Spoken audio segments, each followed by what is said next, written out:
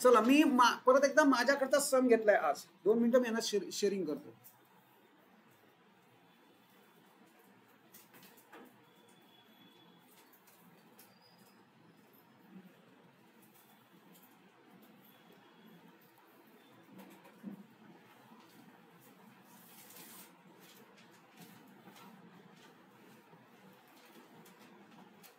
चला यस आदित्य आणि दीपंकर, माझा हे आवाज एकदम लाऊड अँड क्लिअर आहे. Yes. And the pointer is also visible to you. Yes. All right. चलो लेट अस स्टार्ट. हा क्लासवर्क मधला क्वेश्चन नंबर 2 आहे, जो क्लासवर्क मध्ये तुमच्या क्लासरूमवर आहे. क्लासवर्क ही जी फाईल आहे त्या बाबतीत बोलतोय मी. I am talking about that. Right. All right. चला पहिले आपण काल प्रोसेस काय ठरवली आहे. नाव टुडेज टार्गेट, आज आपण 1 तासात हा सम सोडवायचा आहे. Along with drawing of all the formats सकट 1 तास. काल समवेअर अराउंड 1.5 आवर लागला. आज आपल्याला तो 1 तासात संपवायचा आहे. फर्स्ट ऑफ ऑल प्रोसेस काय आहे, पहिले रीड करणं, नंतर मार्किंग करणं. लक्ष सगळं इकडं पाहिजे कम्प्लीट, अजिबात तुम्ही आखायचं नाहीये.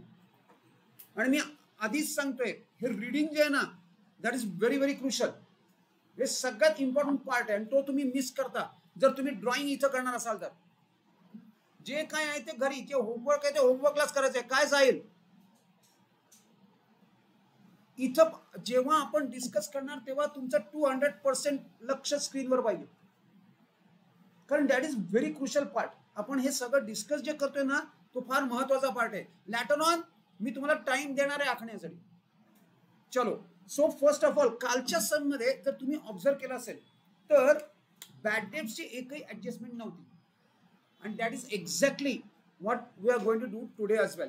म्हणून तर मी बघा ना, मी काय करतोय, मी तुम्हाला म्हटल्याप्रमाणे आपण एकदम सिस्टमॅटिक स्टडी करणार आहोत. हे असं वाटेल तसं बुकमध्ये तुम्हाला कसेही सम दिलेत. Don't solve in the chronological order in which book has given you the sums. म्हणून तुम्हाला मी म्हणतोय की you required a mentor like us. कारण आम्हाला माहिती आहे कसा स्टडी करायला पाहिजे, की जेणेकरून तुमचा स्टडी कमी वेळात जास्त स्टडी होईल. ह्याला काय म्हणणार, काल आपण शिकलोय, काल काय बघितलं इकॉनॉमिक्स मध्ये, कमी वेळात जास्त. Yes, what is that, efficiency. आता त्या कुठे होती ती efficiency, where that efficiency was, कुठे होती efficiency. Economic welfare theory of economic welfare. कुठल्या 3 एफिशियन्सी होत्या सम्राट, ज्या तू लिहिलेल्या नाहीयेत. Yes, efficiency in production, efficiency in consumption and overall economic. बघा झालं, बघा दिस इज द वे. लक्षात येतं. हळूहळू तुम्ही असे तयार व्हाल ना की तुम्हालाच कळणार नाही की आपण तयार झाले. चलो कमिंग बॅक, एफिशियन्सी. आपल्याला काय करायचंय, एफिशियंट व्हायचंय. दिस इज मॅनेजमेंट. बघा ना तुम्ही, T20चा जमाना आलाय, नॅनोचा जमाना आलाय, तुमच्या घड्याळांमधनं मोबाईल चालेल. How this has become possible because of this thinking. Efficient, कमी कमी कमी कमी खर्चात जास्त जास्त जास्त जास्त प्रोडक्शन. Coming back. सो आज आपल्याला हा मी जो क्लासवर्क मधला सम घेतलाय तिथं सेपरेट आहे. घरी जाऊन तुम्ही आता स्क्रीनशॉट काही घेऊ नका, त्या फाईलवर आहे सगळं. Don't waste your time. चला let us start. Yes Aditya online, read it.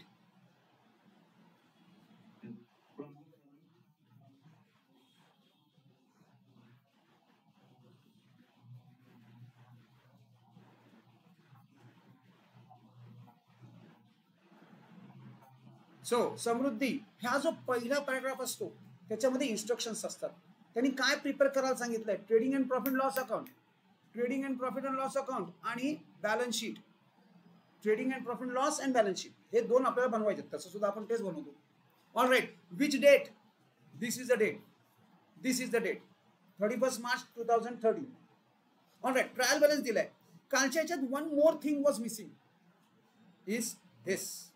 ही काय आहे, this is hidden adjustment. He hidden adjustment आहे. नाव आता कालच्या ज्यात प्लेन होता, प्लेन व्हॅनिला, आज सम काहीतरी आपल्याला स्पाइसेस त्याच्यामध्ये टाकलेले आहेत, इस्पेशली हिडन ऍडजस्टमेंट. चेक करूया इथं तर on the face of it एक हिडन ऍडजस्टमेंट दिसते. खाली अजून काही आहे का बघूया. हे बघा, हा कम्प्लीट ट्रायल बॅलन्स आहे आणि ह्या ज्या आहेत याला ऍडजस्टमेंट्स म्हणतो आपण. व्हॉट वी डू, आपण काय करतो, ऍडजस्टमेंट्स रीड करतो, त्या ज्याला ज्या अकाउंटला हिट होत आहेत त्याला मार्किंग करतो and then we will start solving it. Alright, चलो. क्लोजिंग स्टॉक, मला सांगा क्लोजिंग स्टॉकचं मार्किंग ट्रायल बॅलन्सला होतं का नाही? नाही होत. Closing stock is an external adjustment. Books मध्ये कधीही अकाउंट बुक्स मध्ये फक्त ओपनिंग स्टॉक येतो, क्लोजिंग स्टॉक येत नाही. Remember this. Goods distributed as a free sample, गुड्सच्या ग्रुप मधली ऍडजस्टमेंट आहे. गुड्सचा ग्रुप केलाय आपण, 5 गुड्स आहेत. कुठले कुठले 5 गुड्स आहेत? Good destroyed,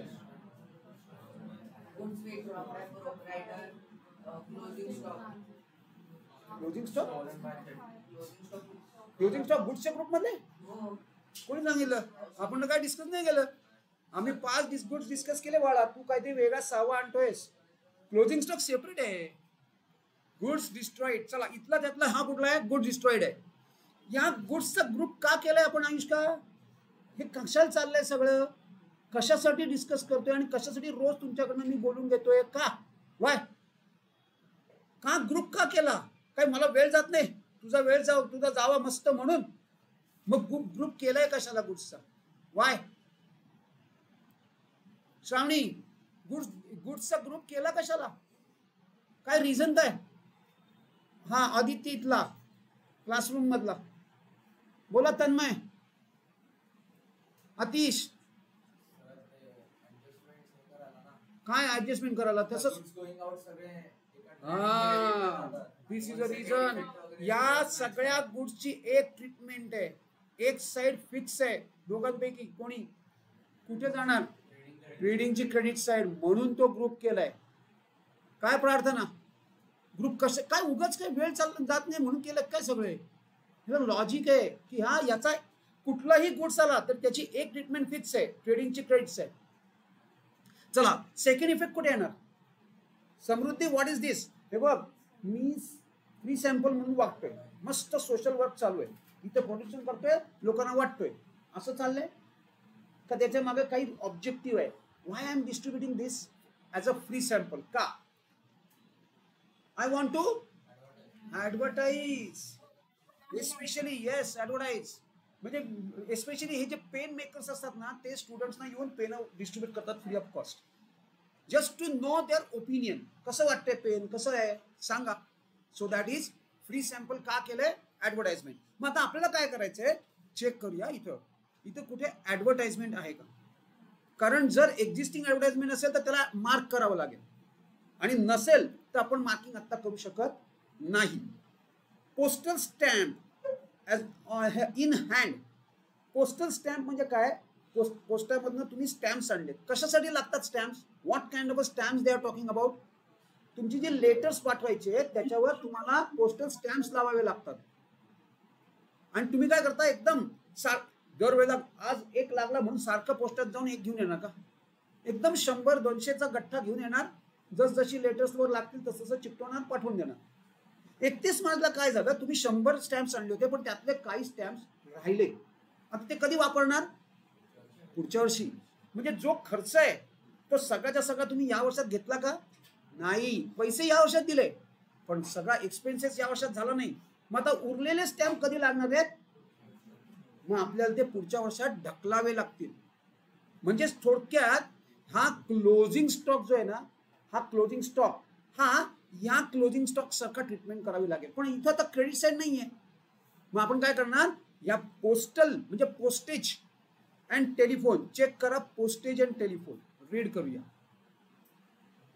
postage and telephone. या पोस्टेज अँड टेलिफोन मधनं उरलेले स्टॅम्प मायनस करणार आणि ते पुढच्या वर्षी वापरणार. म्हणजे पुढच्या वर्षी तेवढे पोस्टेज स्टॅम्प तुम्हाला लागणार नाहीत. म्हणजे it is a kind of an asset. म्हणजे जी ट्रीटमेंट आपण क्लोजिंग स्टॉकला केली हा एक प्रकारचा स्टॉकच आहे ना क्लोजिंग स्टॉक. म्हणजे आपण ही पहिला इफेक्ट पोस्टेज अँड टेलिफोन मधनं मायनस आणि सेकंड इफेक्ट असेटला सगळ्यात खालती stock of stamp. Next, provide 5% on interest on capital. आता इंटरेस्ट ऑन कॅपिटल पण सुरू झालं. किती वेळा हा yes Samruddhi interest on capital कोण कोणाला देणार फर्म पार्टनरला देणार का पार्टनर फर्मला देणार फर्म पार्टनर देणार म्हणजे फॉर दॅट हे फॉर अ फर्म हा एक्सपेंडिचर आहे का इन्कम आहे एक्सपेंडिचर आहे हा एक्सपेंडिचर आहे एक्सपेंडिचर असेल तर कुठे येणार एक प्रकारची फायनान्स कॉस्ट आहे इंटरेस्टचा ग्रुप आहे हा इंटरेस्टचा ग्रुप फायनान्स कॉस्ट म्हणजे कुठे येणार profit and loss debit side चला profit and loss debit side पण ऑलरेडी बरं बाय द वे तुम्ही जे जे पार्टनरला चार्ज करता किंवा पार्टनरकडनं रिसिव्ह करता हा तुम्हाला सेपरेट लाईन आयटम म्हणून दाखवायचा असतो म्हणजे काय salary to partner interest paid on capital interest on drawing salary नंतर कमिशन पेड टू पार्टनर हे सगळे सेपरेट लाईन आयटम म्हणजे काय जर इथं कुठे इंटरेस्ट असेल तर त्या इंटरेस्ट मध्ये मी हे ऍड करणार नाही इंटरेस्टच आहे ना सगळं इंटरेस्टच आहे पण ते क्लब करायचं नाहीये का कारण हा रूल आहे पार्टनरशिप ऍक्टचा कारण जो रीडर आहे जी तुमची प्रॉफिट अँड लॉस वाचणार आहे त्याला कळलं पाहिजे की पार्टनरनी किती इंटरेस्ट घेतलाय पार्टनरनी किती सॅलरी घेतली आहे पार्टनरनी किती कमिशन घेतलंय म्हणून आपण सेपरेट लाईन आयटम क्रिएट करणार त्यामुळे इथं आपण काहीही याचं मार्किंग करणार नाही पण सेकंड इफेक्ट मात्र आपल्याला कॅपिटलला द्यायचा आहे म्हणून मी दोघांनाही टिक करतो बरोबर आहे ना येस पुढे जाऊया मुव्हिंग ऑन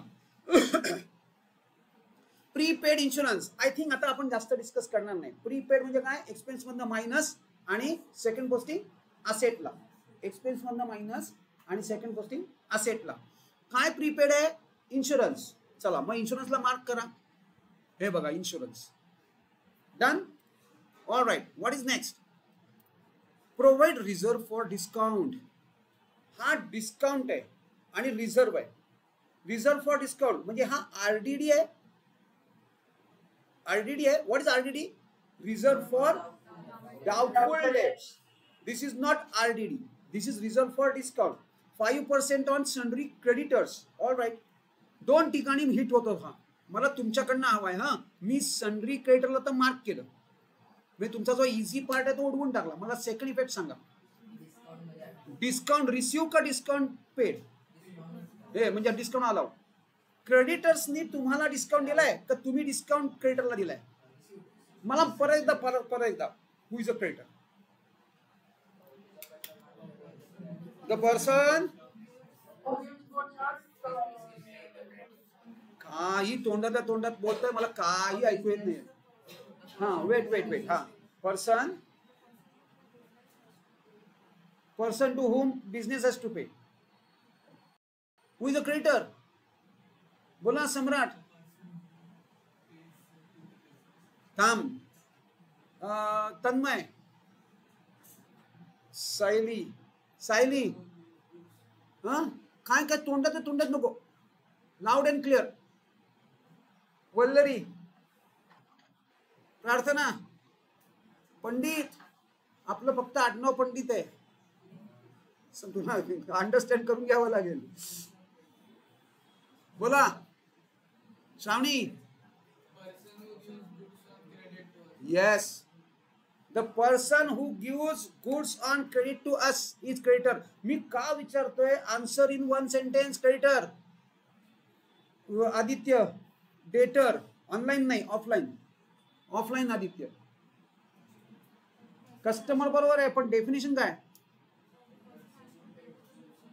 वाय त्याच्याकडे पैसे जास्त झाले नाही there is other reason there is a reason to it why that person is paying you because the person to whom we have sold goods the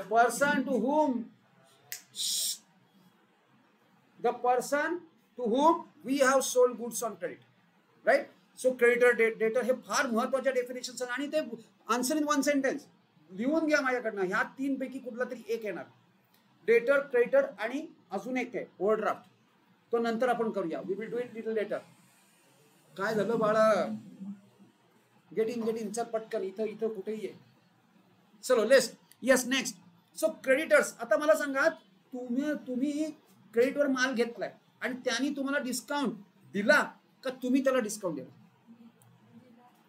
कोणी त्यांनी आपल्याला दिला मग हा डिस्काउंट डिस्काउंट रिसीव्ह होणार. नेहमी लक्षात ठेवा, क्रेडिटर्स कडचा डिस्काउंट हा डिस्काउंट रिसीव्ड आहे आणि डेटर्सचा डिस्काउंट अलाउड आहे. आता इथं चेक करूया, डिस्काउंट रिसीव्ह नेहमी तुम्हाला TBCR मध्ये मिळणार. TBCR म्हणजे काय? TBCR trial balance credit side, TBDR debit side. So credit साइडला चेक करा, डिस्काउंट रिसीव्ह नाहीये म्हणजे आपण तो त्याचा सेकंड इफेक्ट मार्क करू शकत नाही. नेक्स्ट प्रोव्हाइड, आपण हे मार्किंग केलं. Wages paid for installation of machinery were included in wages ₹5,000. ही कुठल्या टाईपची ही मिस्टेक आहे का? एरर ऑफ प्रिन्सिपल आहे. आणि याला आपण काय काल म्हटलं होतं किंवा परवा पण आपण म्हटलं होतं, ही कुठल्या capital expenditure treated as revenue expenditure. ही कॅपिटल एक्सपेंडिचर आहे का? Is this a capital expenditure? Yes. काय व्हायला पाहिजे? इन्स्टॉलेशन. हेच तर एक्झाम्पल मी दिलं होतं तुम्हाला परवा आपण डिस्कस करताना. Installation of machinery. मशिनरीचं इन्स्टॉलेशन म्हणजे काय? तुम्ही मशिनरी बसवण्यासाठी व्यवस्थित ती फिट व्हावं म्हणून काहीतरी इथं असं स्टेज बीज बांधलं किंवा गर्डर्स टाकले किंवा असं हे सिमेंट कॉन्क्रीटचा एक मस्त बेस तयार केला. दिस इज कॉल्ड ॲज इन्स्टॉलेशन. किंवा मशीन बसवताय, फिटिंग करताय तुम्ही, त्याचे चार्जेस दिले, त्याला इन्स्टॉलेशन असं म्हणतात, installation of machinery. And that does not may ते तुमच्या मशिनरी ज्याच्याकडून तुम्ही घेता त्या तोच तुम्हाला प्रोव्हाइड करेल असं नाही. तो फक्त तुम्हाला मशिनरी देतो, बाकी सगळं तुम्ही करायचं असतं. So these are the charges which are incidental for the purchase of machinery. मग all incidental charges related to acquisition of asset. मी थोडंसं हे टेक्निकल लँग्वेज बोलतोय. Related to acquisition of asset has to be capitalized, म्हणजे will be considered as a cost of that asset. याला म्हणतात capitalisation of expenses. म्हणून हे capital expenditure आहे. हा म्हणजे एक असेट अक्वायर करण्यासाठी तुम्ही ₹5,000 त्याच्या इन्स्टॉलेशनवर घालवले, म्हणजे दिस बिकम्स कॅपिटल एक्सपेंडिचर. डेफिनेशन बघा कॅपिटल एक्सपेंडिचरची, मी तुम्हाला खरं तर सांगितले. आता जी आपण डिस्कस केली ती कॅपिटल एक्सपेंडिचरची डेफिनेशन होती. बोल. Yes. The expenses which are incidental to the acquisition of asset has to be considered as a cost of that asset is called as capital expenditure. म्हणजे answer in one sentence capital expenditure. तिथं तुम्हाला option नाही बरं का.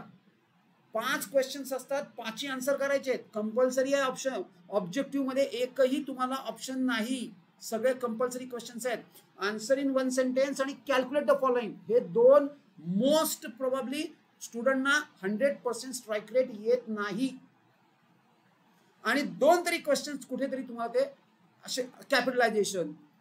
What is mean bye capitalisation? हा आता तुम्हाला answer in one sentence आलं ना, बघा ट्राय करून लिहिता येतं का? नाही लिहिता येत, आम्हाला माहिती आहे ते. आणि हे येतं तुम्हाला out of 20 17 questions given away असतात. गिवन अवे म्हणजे काय? घ्या स्कोर करा चला. पण 3 क्वेश्चन्स फक्त अबाव 95 वाली जी मुलं आहेत ना त्यांच्यासाठी असतात. आणि तुम्ही त्यातले तुम्हाला ते बाकीचे 3 पण अटेम्प्ट करायचे आहेत. हे याचा अर्थ असा नाही की माझ्यासाठी नाहीच आहेत ते. ते कसे होणार? ती होमवर्क सिरीज जी आहे ना त्यात सगळं दिलेलं आहे. तुम्ही ते एक एक जसं असाइन होईल तसं सॉल्व करायला सुरुवात करा. बघा तुम्हाला ते out of 20 out of 20 possible आहेत की नाही. कमिंग बॅक, इन्स्टॉलेशन चार्जेस काय आहे? Capital expenditure. पण ते कुठे इन्क्लूड झालेत? वेजेस. वेजेस काय आहे? Revenue. Revenue expenditure revenue expenditure म्हणजे काय? तर रेव्हेन्यू एक्सपेंडिचर म्हणजे recurring expenses, every now and then लागणारे expenses, every now and then सतत लागणारे एक्सपेन्सेस. हॅलो, हाँ हाँ हाँ हाँ हाँ हाँ देख लो एक बार, शायद खुला होगा. हाँ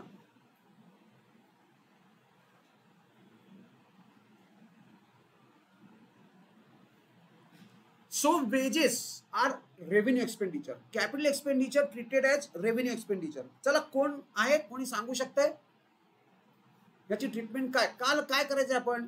काल आपण डिस्कस केलं मायनस करायचं आणि मशिनरी. येस, मशिनरी मध्ये ऍड, वेजेस मध्ये मायनस. जे करेक्ट आहे तिथं ऍड, जे रॉंग आहे तिथं मायनस. अशी ट्रीटमेंट ही करायची. मग 2 ठिकाणी आपल्याला मार्क करावं लागेल. 2 कुठल्या 2 ठिकाणी? वेजेस आणि मशिनरी, प्लांट अँड मशिनरी आणि wages and salary. All right, wages and salary. All right, marking केलंय. Depreciate machinery 5%. अरे म्हणजे मशिनरीला आता ऑलवेज डिप्रिसिएशन ही सेकंड ऍडजस्टमेंट करायची. इथे 2 ऍडजस्टमेंट आहेत. मग याचा एक सिक्वेन्स आहे. तुम्ही पहिलं डिप्रिसिएशन करायचं नाही, पहिले ऍडजस्टमेंट बाकीच्या करून घ्यायच्या, मग डिप्रिसिएशनची ऍडजस्टमेंट करायची. रिमेंबर दिस. आता ते मुद्दाहून काय करतात, आता हा बोर्डाचा सम आहे, हा बोर्ड काय करणार, हा सम आहे, सेम सम. फक्त ते काय करणार बघा, बोर्ड काय स्मार्टनेस दाखवलं, फक्त हा सिक्वेन्स बदलतात. मुलं 50% मुलं तर तिथंच गेली, का त्यांना कळलंच नाहीये. तुम्ही सिक्वेंटली ऍडजस्टमेंट करत येता, तुम्ही डिप्रिशिएट करून टाकणार आणि मग ही ऍडजस्टमेंट करणार. Then in that case you are absolutely wrong. कमीत कमी 4 मार्क तुमचे गेले. 4 मार्क तुमचे गेले, कारण तुमचा नेट प्रॉफिट चुकलाय. नेट प्रॉफिट चुकल्यामुळे तुमची कॅपिटल अकाउंट चुकली, बॅलन्स शीटची टोटल चुकली. 4 धडाधड कात्री. एक adjustment may take away 3 marks from you. त्यामुळे मी तुम्हाला सांगतोय, करेक्टनेसवर जास्त कॉन्सन्ट्रेट करा, बॅलन्स शीट टॅलीवर नाही. तुमच्या सगळ्या ऍडजस्टमेंट्स करेक्ट आहेत ना, बस. मग तुम्हाला कोणी रोखू नाही शकत. काय काळजी करू नका, तुमची बॅलन्स शीट टॅली नाही झाली ना तरी you should B list bothered. फक्त करेक्ट पाहिजे, आणि जर सगळं करेक्ट केलं तर बॅलन्स शीट टॅली होतेच. तुमचं मीच सांगतोय ना, तुमचा पर्स्पेक्टिव्ह किंवा तुमचा जो ऑब्जेक्टिव्ह आहे फायनल अकाउंट्स करण्यात, तुमचं सगळ्यात मेन काय असतं डोक्यात, बॅलन्स शीट टॅली करणं. आणि मी तर म्हणतोय बॅलन्स शीट टॅली करणं हा ऑब्जेक्टिव्हच नाहीये. एव्हरीथिंग करेक्ट करणं हा तुमचा ऑब्जेक्टिव्ह ठेवा. दॅट इज की. तो फार महत्वाचा आहे. तुम्ही काय करता, तुमच्या डोक्यात एकच असतो, माझी बॅलन्स शीट टॅली नाही झाली, आणि त्यामुळे काय होतं, बॅक ऑफ माइंड मध्ये तुमच्या जातं. होल पेपर मध्ये तुमच्या बॅक ऑफ माइंड मध्ये हे गोष्ट असते की माझी बॅलन्स शीट टॅली नाही झालेली. मग तुम्ही काय करतात, कुठेतरी ऍडजस्टमेंट फटाफट चला नंतर बघते थोड्या वेळाने, किंवा नंतर बघतो, थोड्या वेळाने बघतो, परत येतो मी, बाकीचं सोडून घेतो. पण बॅक ऑफ माइंड मध्ये तुमच्या त्याचा हे जे बॅलन्स शीट टॅली नाही झाली ना, हा effect through out the paper राहतो. त्याची भीती घालवून टाका. नाही झालं तर नाही झाली, काय प्रॉब्लेम नाही. मी तुम्हाला 100 वेळा सांगतो, आणि आपण नंतर पुढे जाऊन मी माझ्या काही स्टुडंट्सना इथं क्लासमध्ये कॉल करणार आहे, बघूया ते काय म्हणतात. एक स्टुडंट्स ज्यांनी 90s मध्ये मार्क्स मिळवलेले आहेत, बरोबर आहे ना, कळलं पाहिजे ना स्टुडंट्स कसे आतापर्यंत त्यांनी एक्झाम दिले. कमिंग बॅक, सो डिप्रिसिएशन आपण मार्क केलंय. चलो, what we should do now. आपण काय करणार आहोत आता. आज माझ्या बरोबर फॉर्मॅट तयार करायचा आहे, पण उद्या मात्र हा फॉर्मॅट तुम्ही करून आणायचा आहे. फक्त उद्या आपण बॅक डेटचा सम करणार आहोत, त्यामुळे फॉर्मॅट मी एक दाखवणार आहे आणि मग करा तुम्ही.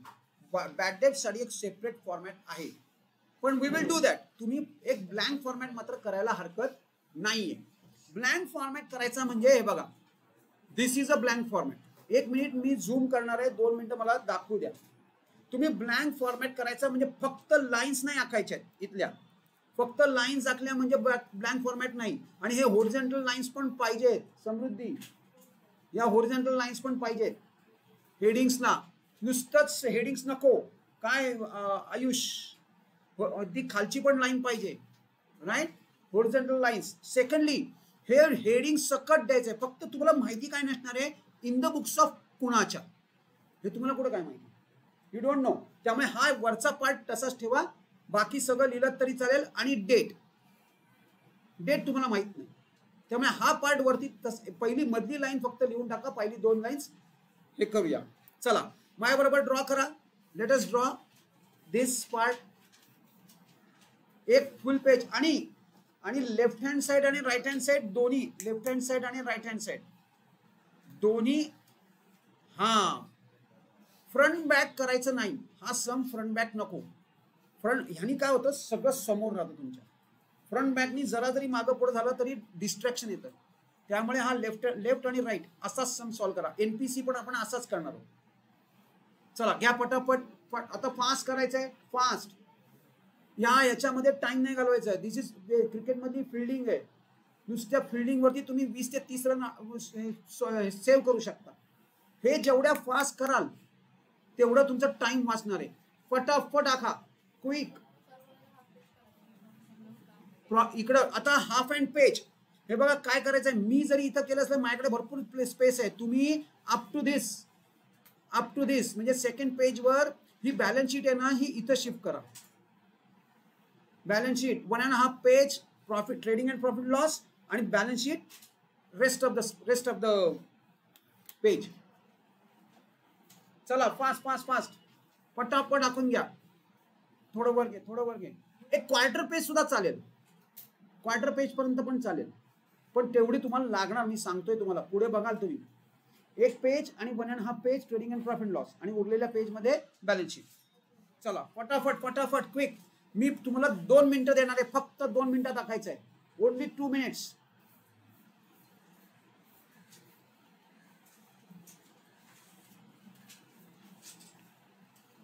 झाला. हेडिंग सकट मी बघायला येणार आहे. अरे तू प्रजापती आला. ओके.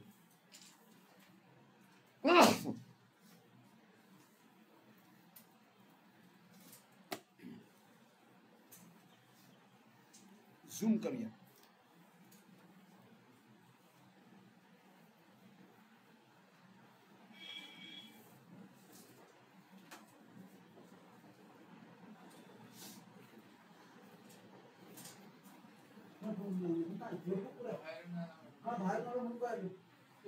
काय कुठे जाईल निघून. मी काय सांगितलं, वही तुमची वही फार महत्वाची. एकदम आणि टिपटॉप ठेवा ती, एकदम व्यवस्थित ठेवा. काय आहे काय येतो, मला फोटो पाहिजे. तू सगळं आपण नाही. फ्रंट बॅक करतेस, don't do that. Front back करू नको. दोन्ही एकाच ठिकाणी. ट्रेडिंग प्रॉफिट लॉस इकडे बॅलन्स शीट. फक्त आता हा आणि मग बॅलन्स शीट करतेस. ऑलराईट हाफ आणि हाफ. ऑलराईट. ओके. थोडा तुझा अमाऊंटची कॉल आहे ना, तू कमी कर. तर जास्त जागा लागते. परफेक्ट. मोठी बॅलन्स शीट इथं नाही आहे. हे असं पार्ट आहे. बॅलन्स शीट इज दिस. तू इथं द्यायचं बॅलन्स शीट ॲज ऑन, आणि याला हेडिंग काय नाव वर घ्यायचं. इथून घ्यायचं हेडिंग नाही, इथून घ्यायचं. इथं बॅलन्स शीट नाही आहे. ही बॅलन्स शीट तुझी इथून स्टार्ट आहे. हे प्रॉफिट अँड लॉसचाच पार्ट आहे. त्यामुळे ह्याला बाकी काही हे बरोबर लिहायचं. हे खाली द्यायला पाहिजे. लक्षात ठेव पुढचं. हां तुझं रे बाळा. हां इथं फक्त इथपर्यंत नाही, इथून द्यायचं. आयुष्कार तुमचं इकडे बॅलन्स शीट केली. तुला काय सांगितलं, 1.5 page trading and profit loss. आज राहून दे. आता उद्यापासून 1.5 पेज कर. एवढं खाली तुम्ही असं तरी चालेल. लक्षात ठेवा. हळूहळू तुम्हाला आता लक्षात येईल किती जागा लागते. हळूहळू लक्षात येईल तुम्हाला. आणि मग मला सांगायची गरज लागणार नाही. तुम्ही बरोबर व्यवस्थित करू शकाल. हा इथपर्यंत द्यायला हवं. आता लक्षात ठेव. उद्या इथून बॅलन्स शीट कर. आज राहून दे. आता परहॅप्स बसेल, पण जसं तू बघशील थोडा तो बसत नाही. तुझं इथं पूर्ण नाही एवढं. ते इथं तुला ओव्हरफ्लो होईल. आता हा जर ओव्हरफ्लो झाला तर इथं कर. तुझं पण आता राहून दे. उद्या इथपर्यंत कर आणि इथून पण करायची. बॅलन्स एवढ्या अशात होते. चलो लेट अस स्टार्ट.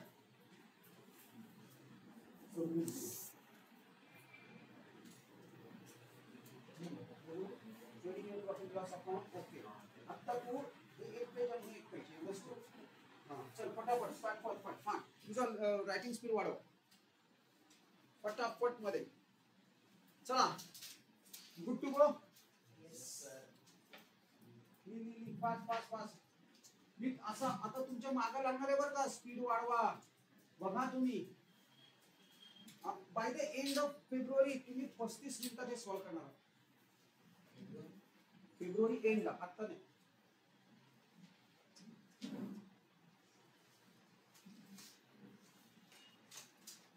येस समृद्धी डन. इथं बॅलन्स शीट पण लिहून टाक. आता साईड बाय जसा वेळ मिळेल तसं कर. आपण स्टार्ट करूया. We will start. चला आता काय करायचं आहे, what we have to do. सगळ्यात पहिलं फर्स्ट थिंग फर्स्ट आपण मार्किंग करून घेतलेलं आहे. तुला प्रोसेस कळली का समृद्धी? मी पहिले रीड केलं ट्रायल बॅलन्स, ऍडजस्टमेंट्स मार्क केल्या. आता आपण पोस्टिंग करणार वन बाय वन. चला पोस्टिंग करायचं आपल्याला. सगळ्यात पहिलं प्लांट अँड मशिनरी, त्याला 2 ऍडजस्टमेंट्स आहेत. म्हणजे मी कसं करतोय बघा. हा मी पहिले बॅलन्स शीटला मी याच्या आधी पण सांगितलं, हा पहिला पार्ट जो आहे, पहिले 10 लाईन्स हे आपण फिक्स असेटसाठी ठेवलेले आहेत आणि मग बाकीच्या असेट्स आपण इथं रेकॉर्ड करणार आहोत. Plant and machinery is a fix asset आणि त्याला दोन आपण काय केलेत, सॉरी 2 जर असतील तर मी कसं रेकॉर्डिंग केलंय बघा. हा मी तुम्हाला दाखवतो की हे कसं मी आपण झूम मध्ये करूया. घ्या रेकॉर्ड करा. घ्या बॅलन्स शीट इकडं कर. बॅलन्स शीटला हेडिंग नंतर द्या. आता हेडिंग नंतर द्या, आधी पोस्ट करून घे. प्लांट अँड मशिनरी 2 ऍडजस्टमेंट्स आहेत म्हणून मी या 2 लाईन्स सोडल्यात. 2 ऍडजस्टमेंट्स आहेत म्हणून मी या 2 लाईन्स ब्लँक बुक करून ठेवल्यात. Plant and machinery right. नुसतं इनरला 1,40,000 एक लाईन 2 लाईन. हे बघ 1,40,000 नंतर एक लाईन आणि 2 लाईन म्हणजे टोटल 4 लाईन सोडल्यात आपण प्लांट अँड मशिनरी. त्या खाली goodwill is also fix asset. Goodwill is also fix asset. त्याच्याच खाली गुडविल लिहिलंय. त्याच्याच खाली goodwill is also fix asset. पण मी त्याला आउटरला घेतलंय. वाय समृद्धी मी आउटरला का टाकलं? कारण त्याला ऍडजस्टमेंट नाहीये. ऍडजस्टमेंट म्हणजे टिक, नो टिक, म्हणून मी त्याला आउटरला घेतलंय. 40,000 गुडविल राईट. डन. नेक्स्ट पुढे जाऊया. Furniture same place. फर्निचर इथंच घेऊन टाका. मी आता ज्या पोर्शनला आहे त्या पोर्शनलाच करतोय कारण फिक्स असेट आहेत सगळ्या. याला ऍडजस्टमेंट आहे नाहीये, नो. त्यामुळे त्याला आपण काय केलं, आउटरला. ज्याला ऍडजस्टमेंट नाही त्याला आउटरला आणि ज्याला ऍडजस्टमेंट आहे तो इनरला. आणि जेवढे ऍडजस्टमेंट आहेत तेवढी जागा सोडायची. Furniture right. Next coal gas and water. मला हे हवंय श्रावणी. कोल म्हणजे काय? कोळसा. काय करतायत काय? कोळशाचा धंदा करतायत काय? गॅस वॉटर काय कुठे टाकणार श्रावणी? आयुष का? प्रार्थना प्रॉफिट अँड लॉस. अरे कोल गॅस आणि वॉटर. स्वयंपाक नाही करायचा आहे गॅसवर. कोल हे कशासाठी लागतं माहितीये का? फर्नन्स बर्न करण्यासाठी. फर्नन्स म्हणजे काय? भट्टी. आणि भट्टी कुठे असते? फॅक्टरीमध्ये. सो हे कुठे जाणार? फॅक्टरी. Trading account. अशा प्रकारे थिंकिंग करायचं आहे. चला I will come back to this thing. चला मी आपण ट्रेडिंगला येऊया. ट्रेडिंगला मी बुक करतो बघा. मी 3 लाईन सोडून बुक केले का? वाय? पहिले याचा एक फॉर्मॅट आहे ट्रेडिंगचा. ट्रेडिंगला पहिले 1, 2, 3 लाईन सोडून द्या आणि त्यानंतर 2 कोल गॅस अँड वॉटर. माझं इनरला ओव्हरफ्लो आलाय तरी चालणार आहे इनर कॉलम मध्ये, फक्त आउटरला चालणार नाही. 2 coal gas and water 4,300. Shreyas तू माझ्याबरोबर आहेस का? आदित्य ऑनलाईन. दीपंकर तू तिथं सॉल्व करतोयस का नाही? मला फोटो पाहिजे तुझा. तू जे सॉल्व करणार आहे सगळ्यात लास्टला कम्प्लीट झालेला सम मला टॅली सकट बॅलन्स शीटच्या टोटल सकट मला फोटो हवाय. आणि तुला अलाउड नाहीये खरं तर. तू का ऑनलाईन करतोयस? बर नाही होते. बर चला लँड अँड बिल्डिंग. 1 सेकंड पुढे जाणार आपण असेट मध्ये. चला घ्या लँड अँड बिल्डिंग. इनरला लिहिणार का आउटरला लिहिणार? आउटरला. जाऊन द्या आउटरला. आता तुम्ही पहिले पोस्ट करा मग मी दाखवतो. इनरला अमाऊंट. चला अमाऊंट किती आहे? चला घ्या मी दाखवतो. 1,20,000. Land and building. इनर का आउटर? आउटर. 1,20,000 कारण ऍडजस्टमेंट नाही. बघा स्पीड वाढला बघा एका दिवसातच. येस. अजून हे पोस्टिंगला प्रॉब्लेम मला वाटत नाही. परचेसेस कुठे येणार? ट्रेडिंगला. येस ट्रेडिंगला. कुठे टाकूया? इथल्या मधल्या पार्ट. तरी सुद्धा ना पहिला एक पार्ट लक्षात ठेवा. इथं सॉरी वरती एक लाईन तरी सुद्धा मी ब्लँक ठेवली आहे बरोबर. इथं घेऊन टाकूया. एक लाईन ब्लँक करूया. आणि मी याच्या आधी पण सांगितलं तुम्हाला की इथं कायम परचेस सेल आणि कॅपिटल कायम इनरला आणि एक लाईन बुक. खरं तर इथं काय लिहायचं राहिलंय? लेस रिटर्न. लेस रिटर्न लिहून टाका. परचेस लेस रिटर्न 2,32,000. 2,32,000 झालं.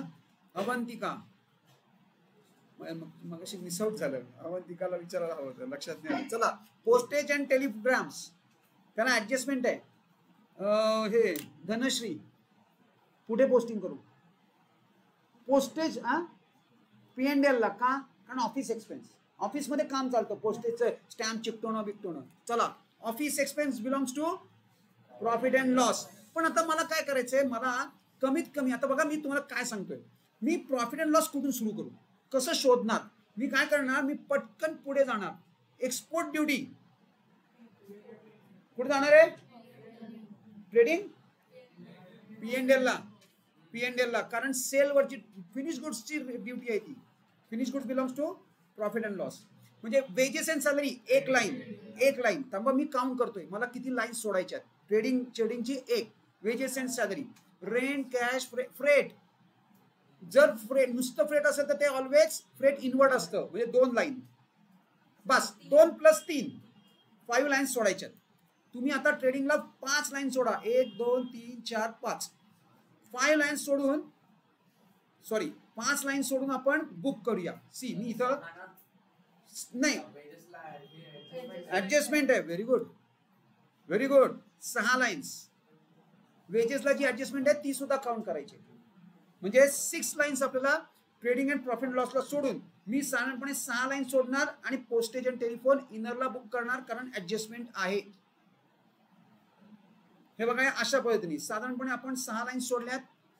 मी 5च सोडले असेल तरी तुम्ही 6 सोडा. आणि दॅन पोस्टेज अँड टेलिग्राम हे असा शॉर्ट फॉर्म चालतो बरं का. हो हे अशा प्रकारचा. पण काहीतरी कळलं पाहिजे. P&T चालणार नाही. झालं जमलं. Moving on. हे त्याला ऍडजस्टमेंट आहे इनरला 2,200. एक्सपोर्ट ड्युटी आपल्याला कुठे टाकायचे? ऑब्विसली P&L ला. म्हणजे मी कुठे लिहू? याच्या खाली. बरोबर ना. Export duty inner outer. मी एक्सपोर्ट ड्युटी पोस्टेज अँड टेलिफोनच्या खाली टाकले. Postage and telephone export duty 15,500.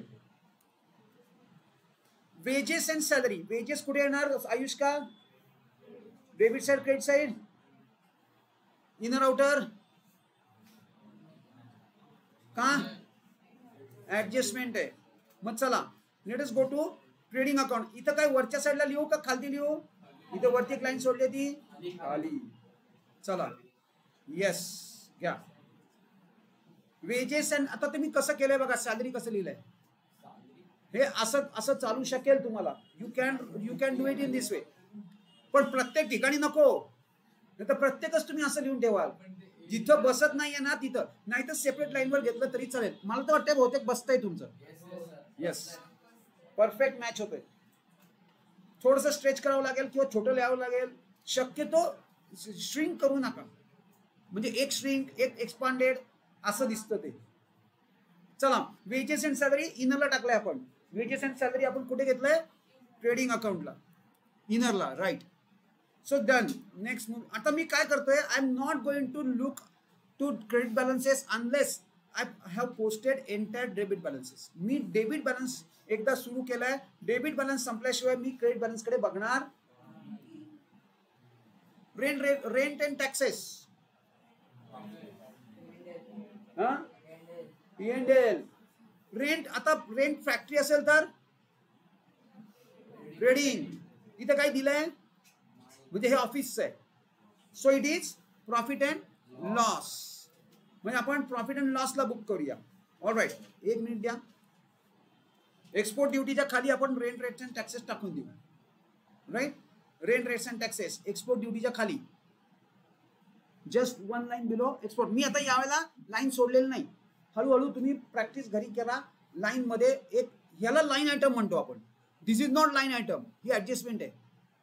हा जो आहे हा लाईन आयटम आहे, पण प्रॅक्टिसमध्ये मी ऑब्झर्व केलंय एक लाईन सुटत नाही, ती तुम्हाला डेलिबरेटली लक्षात ठेवून सोडावी लागते. तुम्ही प्रॅक्टिस 1 बाय 1 करता. चला बघूया, काय त्यांनी खूप मोठं नुकसान नाहीये आणि त्याच्यात ते मार्क कट होणार नाहीत. कॅश इन हँड हे दोन, हे सुद्धा ना these are twins. Cash in hand, cash at bank, हे दोन्ही कुठे जातात? असेटला, बॅलन्स शीटला, असेट साईडला. ऑल राईट, म्हणजे इथं आणि खालच्या साईडला समवेअर अराउंड ह्या एरियामध्ये आपण ते पोस्ट करणार. सॉरी, कॅश इन हँड हे बघा या अशा पद्धतीने. हा इथं लिहिलं असेल चालेल, जर इथं लिहिलं चुकून तरी चालेल, काय प्रॉब्लेम नाही, नो प्रॉब्लेम.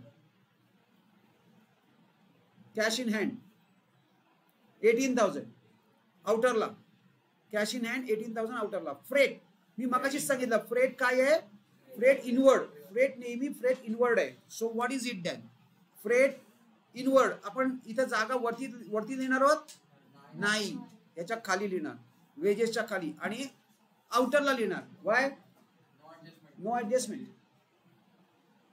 फ्रेट म्हणजे ऑलवेज फ्रेट नुसतं असतं तेव्हा ते फ्रेट इनवर्ड असतं. 6,200 राईट. फ्रेट 6,200. प्रीपेड रेंट ही ऍडजस्टमेंट काल सारखं त्यांनी करून दिले तुम्हाला.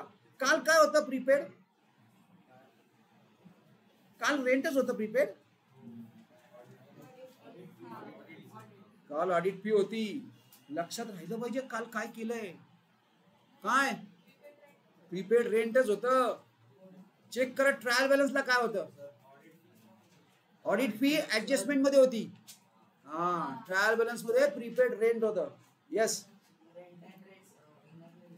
नाही, ही ऍडजस्टमेंट इथं ट्रायल बॅलन्स मध्ये कालच सांगितलं मी तुम्हाला, तुमच्या अकाउंटंटनी ही ऍडजस्टमेंट करून दिली. You just have to post it. तुम्ही फक्त पोस्ट करायचे. Prepaid rent is an asset. म्हणजे आपण कुठे टाकणार? असेटला. कुठल्या साईडला? कॅश इन हँडच्या खाली. Prepaid rent. किंवा तुम्ही इथे लिहिलं असेल, इथे लिहिलं तरी चालेल. मी गॅप ही डेटरसाठी सोडली आहे, तुम्ही नाही सोडली तरी काही प्रॉब्लेम नाही. You can write one after another. याला नाही आहे, याला नाही ऍडजस्टमेंट. हे बघा, प्रीपेड रेंटला काय ऍडजस्टमेंट नाही, no adjustment. Now next, sundry debtors. Sundry debtors हे असेट आहे राईट, आणि मी मध्ये ही जागा त्यासाठी सोडली, पण त्याला काय ऍडजस्टमेंट आहे का? No adjustment. मग आपण त्याला तसाच सुक्का सोडणार, काय प्रॉब्लेम नाही, जाऊन दे बाबा, उलट बरंच आहे. डेटर्स नकोच ऍडजस्टमेंट. डेटर्सची ऍडजस्टमेंट महाभयंकर आहे. You will realize that. Sundry debtors आउटरला 76,000. सनरी डेटर्स आउटरला 76,000 झालं. हा तो नाही, इथं मी सोडले. तुम्ही मी का एलिगंट लुक देण्यासाठी सोडलंय, ऍडजस्टमेंट साठी नाही. कारण ऍडजस्टमेंट कधी करतो आपण? जेव्हा इनरला असतं तेव्हा. इनरला घेतले का? नाही. पण जरी सपोज चुकून ऍडजस्टमेंट आली तरी मी इथलं खोडणार आणि इथं लिहून टाकणार. झालं, त्याला फिरवता येतं. हा सुद्धा एक मेन ऍडव्हान्टेज आहे. तुम्ही वन आफ्टर अनदर लिहिलं तरी चालेल, don't worry. Next, insurance. Avantika का ऐकून येते? स्वतःशीच बोलू नको, मायाशी बोल. हा, असं मोठ्यांदी. Profit and loss. आता त्याला इनरला टाकू का आउटरला टाकू? इनरला. डेबिट का क्रेडिट? डेबिट. चलो, इन्शुरन्स इनरला डन. आणि इनरला टाकले आणि इनरला घेतलं आपण ते. You have taken it to the inner column. आणि एक लाईन बुक केली आहे for adjustment. Done. Yes. Opening stock. Ayush का? नाही, प्रार्थना. कुठं कुठं? हे बघ, ट्रेडिंगला आलो मी. सगळ्यात वरती पहिली लाईन. ओके, हे प्रार्थना म्हटली म्हणजे ते final.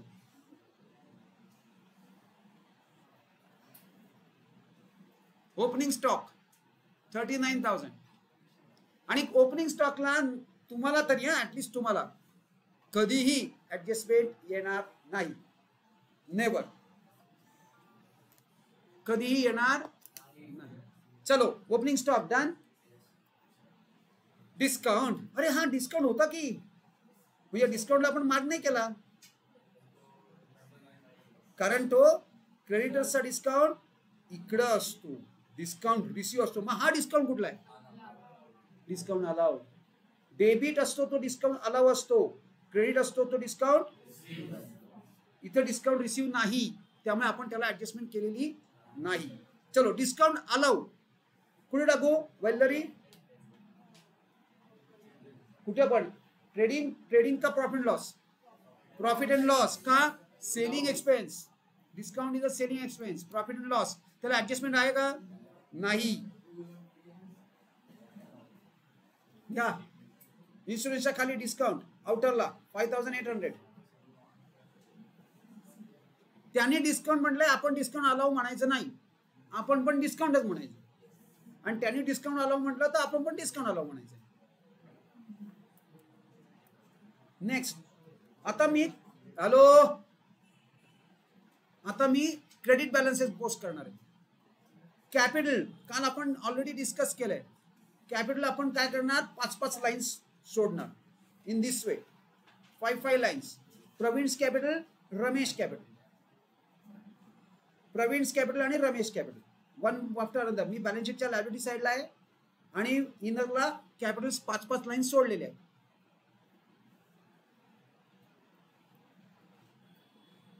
Pravin capital 2 lakh, Ramesh capital 1,50,000. 2 lakh 1,50,000. Done.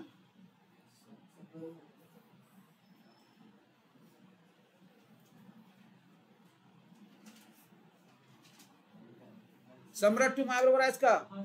कुठेही मागं नाही. No lagging behind. There is no U turn to this sum. One more thing, तुम्ही आणि मी एक का सांगतो, एक लक्ष द्या, पेपरमध्ये सुद्धा आणि प्रॅक्टिसमध्ये सुद्धा तुमची जर मिस्टेक किंवा तुमचे बॅलन्स टॅली झाले असेल ना, तर तुम्ही ट्रॅक बॅक करायचा प्रयत्नच करू नका. Leave it over there and start it again over again. नवीन स्टार्ट करा, कारण ह्याच्यात ना मिस्टेक कुठे झाली कळतच नाही आणि ती मिस्टेक शोधण्यामध्ये 2 तास जातील. त्यापेक्षा त्यातल्या त्यात पटकन कुठे सापडते का बघा. मॅक्सिमम 2 मिनिट्स फक्त तुम्ही स्पेंड करायचे to find out the mistake. Otherwise, you have to leave it over there itself. Even this strategy you have to apply while solving your sum. Solving your paper. बोल. हो. Exactly ते नाही करणार तुला चान्सच नाहीये. You have to just go ahead. जेवढं झालं पुढं, कारण तू जर तिथं स्पेंड करायला लागला ना टाइम, तर तो टाइम तुझा कुठला तरी दुसरा समचा गेलेला आहे. You will not be able to finish your paper. त्यामुळे याला ही एवढी प्रॅक्टिस आपण कशाला करतोय? इट्स बिकॉज ऑफ दिस की आपल्याला बॅक ट्रॅकिंग पॉसिबल नाहीये या सम मध्ये. म्हणजे खरं तर प्रॅक्टिकली पॉसिबल आहे, पण it is going to take a lot of a time. त्यामुळे आपल्याला तो करायचं नाही. चलो नंतर सेल्स कुठे टाकणार? Samruddhi. Sales is a in a way goods going out. म्हणजे कुठे? ट्रेडिंगची क्रेडिट साइड. ट्रेडिंगची credit side is freeze for goods going out. हे घ्या बाय सेल्स. ट्रेडिंगच्या क्रेडिटला बाय सेल्स, आणि त्याला ऍडजस्टमेंट नसली तरी मी परचेस, सेल आणि कॅपिटल इनरलाच लिहिणार, एक लाईन बुक करणार. त्याच्या खाली पाहिजे तर लेस रिटर्न लिहून टाका. लेस रिटर्न्स किती अमाऊंट आहे? 3,30,000 इनरला लिहायचं आहे. यस, आणि एक लाईन बुक करायची लाईक दिस. एक लाईन बुक करा. सन्ड्री क्रेडिटर्स, प्रार्थना, sundry creditors, liability, inner outer, inner. चला लायबिलिटीला इनरला मी आता इथं कमीत कमी 5 लाईन सोडणार आणि मग करणार. हे विसरलं जातं. येस बोल. आता जागा नाही. आता नेक्स्ट पेजवर तुम्ही घेऊ शकता. You can take it on to the next page. Half a page अजून करून घ्या. नाही तुला अजून माहित नाही पुरते की नाही. आता मी तुम्हाला का देतोय, कारण पुढचे सम तेवढे मोठे येणार आहेत, म्हणून तुम्ही आतापासून प्रॅक्टिस करा. फक्त आता काय करायचं? क्वार्टर पेज सोडायचं. हाफ पेज नाही, पुढच्या वेळेला क्वार्टर पेज सोड. आता हे बॅक साइडला आखून घे पटकन आणि कर. किंवा आता तिथं पाहिजे तर थोडंसं ऍडजस्ट करून लिहिलंस तरी चालेल साधारणपणे इथं, पण तुझ्या लक्षात राहायला पाहिजे. All right. Next, this is what हे काय आहे, हिडन ऍडजस्टमेंट. आणि डेट आली म्हणजे माझा मीटर आला. माझा मीटर कधी स्टार्ट होतो, 1 एप्रिलला आणि संपतो कधी, 31 मार्चला. आता हे बघा, हे इयर कुठलं आहे, 13. हे माझं 13 आहे. आणि मग हे इयर काय आहे, 12. हा इथं कुठेतरी पिरियड आलाय. हा डेट काय आहे, 1 ऑक्टोबर. आता बघा, माझा मीटर मी रेडी झालेलो आहे. नाव 12% bank loan taken on 1 October. याचा अर्थ काय आहे, लोन घेतलंय. What is this 12%? Interest rate आहे. मग इंटरेस्ट रेट मला सांगा, असं कोणी बँक आहे का की ती तुम्हाला नुसतं लोन देते आणि इंटरेस्ट चार्जेस करत नाही? मला लगेच सांगा, मी लगेच जाऊन लोन घेऊन येतो. इमिजिएटली अशा बँकांच्या शोधात आहे मी की ज्या मला इंटरेस्टच चार्ज करत नाही. बरं, आता इंटरेस्ट चार्ज करणार असं तुमचं म्हणणं आहे. कधीपासून इंटरेस्ट चार्ज करणार, 1 एप्रिल पासून का या 1 ऑक्टोबर पासून? 1 ऑक्टोबर पासून इंटरेस्ट चार्ज करणार. आधी कसं इंटरेस्ट चार्ज, तुम्ही भांडाल ना बँकेशी, अरे काय व्हॉट नॉनसेन्स, काय मोगलाई लागली काय?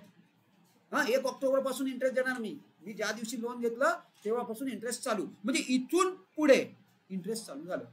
किती? 6 महिने. This is 6 months.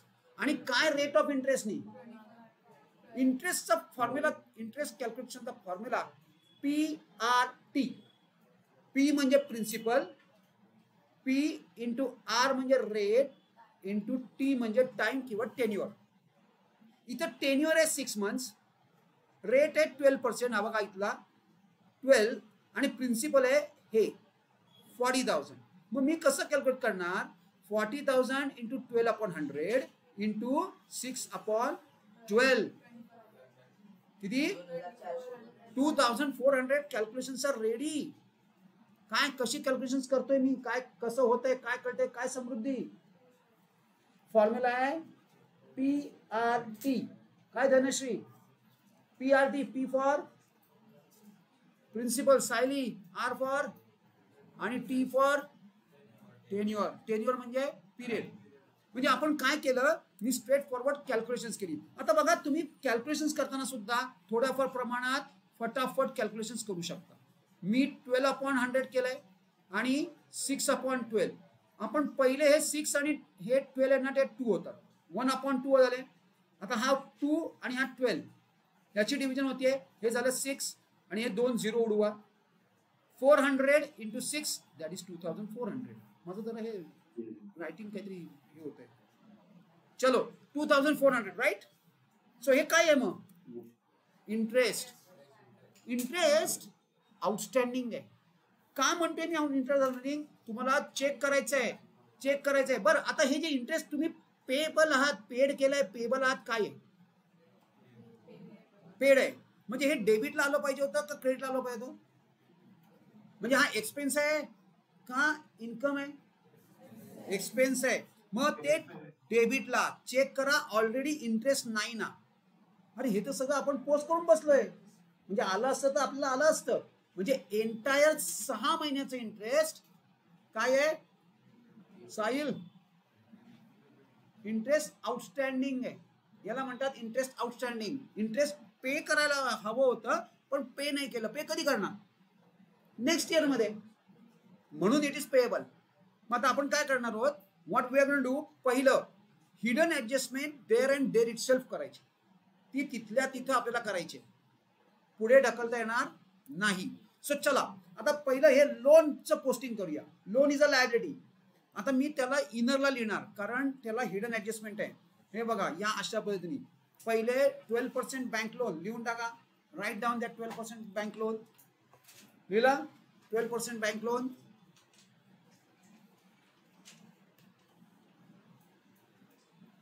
Bank loan done.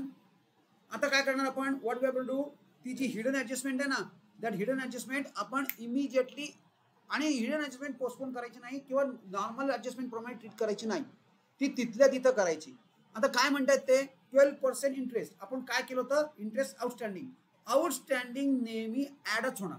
मग ते इन्कम असू देत नाहीतर एक्सपेन्स असू देत. काय Samruddhi, outstanding is always added. Income असू देत नाही तर एक्सपेन्स असू देत. ऑल राईट, चलो आता मी काय करणार, याच्यामध्ये इंटरेस्ट ऍड करून टाकूया.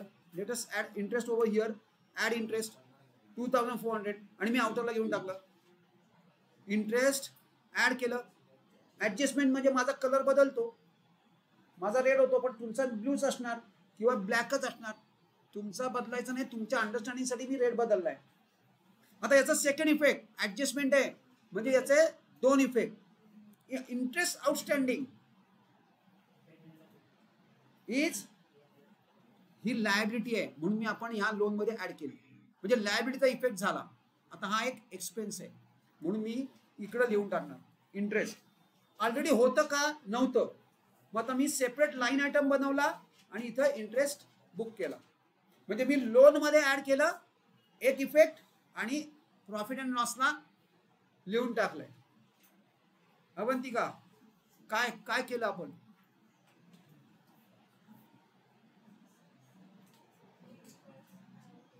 कशात का समृद्धी इंटरेस्ट ऍड का केलं? धनश्री इंटरेस्ट का ऍड केलं? सायली तुम्ही दोघं आउटस्टँडिंग आहे, लायबिलिटी आहे, लोन लायबिलिटी आहे, म्हणून त्या लायबिलिटी मध्ये ऍडिशनल लायबिलिटी ऍड केली. मी लोन मध्ये का ऍड केलं? मी सेपरेट लाईन आयटम बॅलन्स शीटला का लिहिला नाही? म्हणजे मला काय म्हणायचं आहे, मी या लोनचं इंटरेस्ट आहे, त्यांचं म्हणणं आहे की लोनचं इंटरेस्ट आहे, त्यामुळे ते लोन मध्ये ऍड केलं. तुम्ही ईएमआय पे करत असता, तुम्ही ना हे loan along with interest pay करणार आहात म्हणून लोन मध्ये ऍड केलं. EMI consist of your principal as well as interest. तुमचा ईएमआय जो असतो ना तो इंटरेस्ट आणि प्रिन्सिपल असा मिळून असतो. म्हणून जेव्हा एंट्री करणार आपण तेव्हा लोन वरची इंटरेस्ट आपण लोन मध्ये ऍड करतो. तुम्ही तुमच्या प्रोफेसरना विचारून बघा, सर लोन मध्ये काय ऍड केलं? Why not separate? लायबिलिटी आहे ना, मग सेपरेट आयटम दाखवा ना. आउटस्टँडिंग इंटरेस्ट, तुम्ही आउटस्टँडिंग रेंट वगैरे दाखवता का नाही? इंटरेस्ट का नाही आउटस्टँडिंग केलं? द रिझन इज दिस. हे तुम्हाला माहिती पाहिजे. डोंट वरी. चल आता हे एक ठिकाणी केलं, सो ते आउटस्टँडिंग आहे. काय समृद्धी? इंटरेस्ट आउटस्टँडिंग आहे आणि हा एक प्रकारचा एक्सपेन्स आहे, म्हणून त्याचा सेकंड इफेक्ट कुठे घेतला? प्रॉफिट अँड लॉसला. इंटरेस्टचा ग्रुप काय आहे? प्रार्थना इंटरेस्टचा ग्रुप काय काय येतं इंटरेस्ट मध्ये? Interest on capital, interest on drawing, interest on loan, हे जे आता घेतलं ते interest on investment. Perfect. And loan. So बघा लागलंय, जमायला लागलंय. म्हणून मी तुम्हाला म्हटलं ना की तुम्हाला 15 दिवसांनी असं रिअलाइज व्हायला लागेल की आपल्याला बरंच काही काही येतंय. ते तुम्हालाच कळणारच नाहीये, ऑटोमॅटिक ते यायला लागतं. चलो कमिंग बॅक. सो इंटरेस्ट जमला, आपण हिडन ऍडजस्टमेंट केली आहे. What is next? पुढं काय? आता चेक करूया. आता थांबा. Now 1 hour is over. What we will do? कधीही ब्रेक करायचं झालं ना तर this is a break point. तुम्ही जे पोस्टिंग केलंय त्यानंतर तुम्ही एखादा ब्रेक केला ते चालेल. म्हणजे आता उरलेल्या ज्या ऍडजस्टमेंट्स आहेत that we are going to do it tomorrow. No doubt थोडासा ब्रेक होणार आहे, पण थोडीशी ना अशी पण सवय तुम्हाला लागायला हवी. म्हणजे काय, एक्झिस्टिंग काहीतरी आहे आणि तुम्हाला ऑल ऑफ अ सडन मी ऍडजस्टमेंट दिल्या आणि you should be able to do that. जमेल? बघूया उद्या करून. Yeah, surely yes. Why not? That's wonderful. That is a wonderful idea. ज्यांना सॉल्व करायचं आहे त्यांनी ऑलरेडी क्लासवर्क वर आहे. क्लासवर्क मधला क्वेश्चन नंबर 2 आहे, तुम्ही घरी ट्राय करू शकता. Definitely yes, definitely yes. ह्या सगळ्या ऍडजस्टमेंट आपण डिस्कस. कुठे चालला? सो येस, आपण स्टार्ट करूया इकॉनॉमिक्स. बघा मी काय म्हणतोय, काल आपण केलंच नाही economics, right? We haven't done that. बस इकॉनॉमिक्स आपण काहीही केलं नाही काल. त्यामुळे आता एखाद्या वेळेला बघा मी वन मोर एक इन्स्ट्रक्शन तुम्हाला देतो बिफोर वी स्टार्ट इकॉनॉमिक्स. जर आपला सिलेबस मी जसा ठरवलाय त्याप्रमाणे गेला नाही तर एखाद्या वेळेला आपल्याला रविवारी संडेजना सुद्धा क्लास घ्यावा लागेल. आपण बघा पहिला week tomorrow we will be closing our first week. ह्याला मॅनेजमेंट असं म्हणतात. This is management. आणि हे सगळं तुम्हाला शिक्षण आहे. For you all this is all is education. बघा मी काय म्हणतोय, आपण काय केलंय आणि हेच ओसी मध्ये आपण कव्हर करणार होतं. ओसी मधला पहिला टॉपिक हा मॅनेजमेंटच आहे. त्यामुळे we are going to study this. चलो let me start. No not required.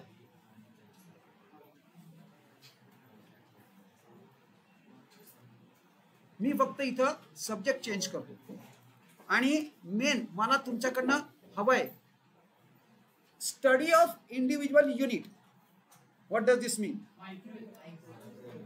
What does this mean?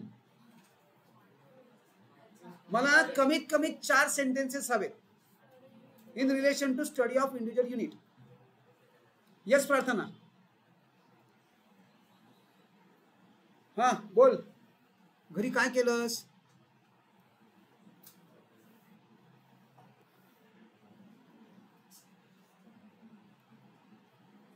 Study of individual unit. Study of individual unit means study of a particular behavior of a particular person or बघा आता बघा एक मिनिटला interrupt करतो मी. बघा आता कसं करायचं. सगळ्यात पहिले इंडिव्हिज्युअल युनिट म्हणजे काय, म्हणजे ते पहिले तुम्ही पहिल्या लाईन मध्ये ते लिहू शकता. स्टडी ऑफ इंडिव्हिज्युअल युनिट म्हणजे काय? एक इंडिव्हिज्युअल, नंतर काय इंडिव्हिज्युअल फॉर्म, इंडिव्हिज्युअल हाऊसहोल्ड, नंतर येस. आणि याचा स्टडी करायचा. स्टडी करायचं म्हणजे काय करायचं तर त्याच्या बिहेवियरचा स्टडी करायचा. बिहेवियरचा स्टडी म्हणजे काय तर काय बिहेवियरचा स्टडी म्हणजे काय? तो कसा बसलाय, कसा उभा आहे, ड्रेसिंग कसं आहे, मेकअप कसं केलंय, याचा स्टडी करायचंय. मग बिहेवियर मग तो कसा वागतोय नाही, त्याचं इकॉनॉमिकल बिहेवियर बघायचंय. म्हणजे तो त्याच्या लिमिटेड रिसोर्सेस मध्ये त्याच्या अनलिमिटेड वॉन्ट्स कसे सॅटिस्फाय करतो याचा स्टडी म्हणजे त्याचा बिहेवियरचा study. This is study of individual unit. मग तुम्ही काय करू शकता याच्यामध्ये 2 एक्झाम्पल्स तुम्हाला द्यायचे किंवा एक तरी एक्झाम्पल.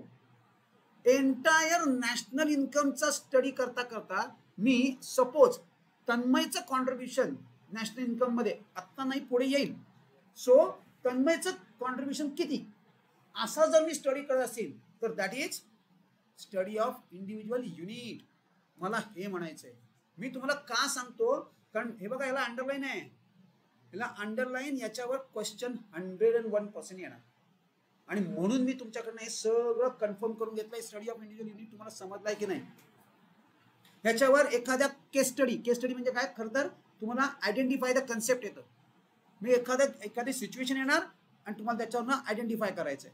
प्लीज मायक्रो आणि मॅक्रो या कन्सेप्ट लिहू नका, मार्क मिळणार नाही. त्यातल्या इंडिव्हिज्युअल आयटम शोधायचे तुम्हाला. मुलं आपण तिथं एक्सरसाइजला गेल्यावर I am going to tell you what is it, काय लिहायचं नाहीये आणि काय लिहायचंय. नाही तर मार्क मिळणार नाहीत. हे 90 मार्क कसे मिळणार तुम्हाला? हे असेच हवेत ना? नाही, तुम्हाला माहिती पाहिजे काय लिहायचंय आणि काय सोडायचंय. याला तुम्ही आता ते अशी एखादी सिच्युएशन देतात की ज्याचं कन्सेप्ट असते in study of individual unit. तर मुलं काय लिहितात, this is concept of micro economics. No, you will not get marks. Take it from me. तुम्हाला मायक्रो इकॉनॉमिक्स मध्ये एवढ्या सिच्युएशन्स आहेत, त्यातली कुठली हे तुम्हाला कळलं पाहिजे. Alright, moving on. नेक्स्ट आपण काय करतोय, what we are doing Ayushka? Vallari, what we are studying? नाही, त्याच्या आत मी कशा खाली आहे मायक्रो इकॉनॉमिक्स. तर केव्हापासून फीचर्स ऑफ मायक्रो इकॉनॉमिक्स करतोय आपण. This is a second feature का फर्स्ट फीचर? मी नंबर 1 लिहिलंय पण ते ऍक्च्युली 1 नाही आहे, सेकंड आहे. चला, प्राइस थेरी का म्हणतात? Why it is called as price theory. मला ना 2 गोष्टी हव्यात. खरं तर आपण बघा मी काय सांगतो, 3-4 गोष्टी आपल्याला प्राइस थेरी मध्ये कव्हर करायच्या. 3-4 गोष्टी. सगळ्यात पहिलं prices of goods and services कसे डिटरमिन करायचे, how to determine prices and goods and services, हे मायक्रो इकॉनॉमिक्स आपल्याला सांगतं. मी काय लिहितोय बघा, मी सगळं तुम्हाला सांगतो काय ते. नंतर सेकंडली कसे कसे डिटरमिन करतात, on basis of market forces. Market forces consist of demand and supply. Market forces म्हणजे काय, डिमांड आणि supply. So demand and supply determines the price of a goods and services.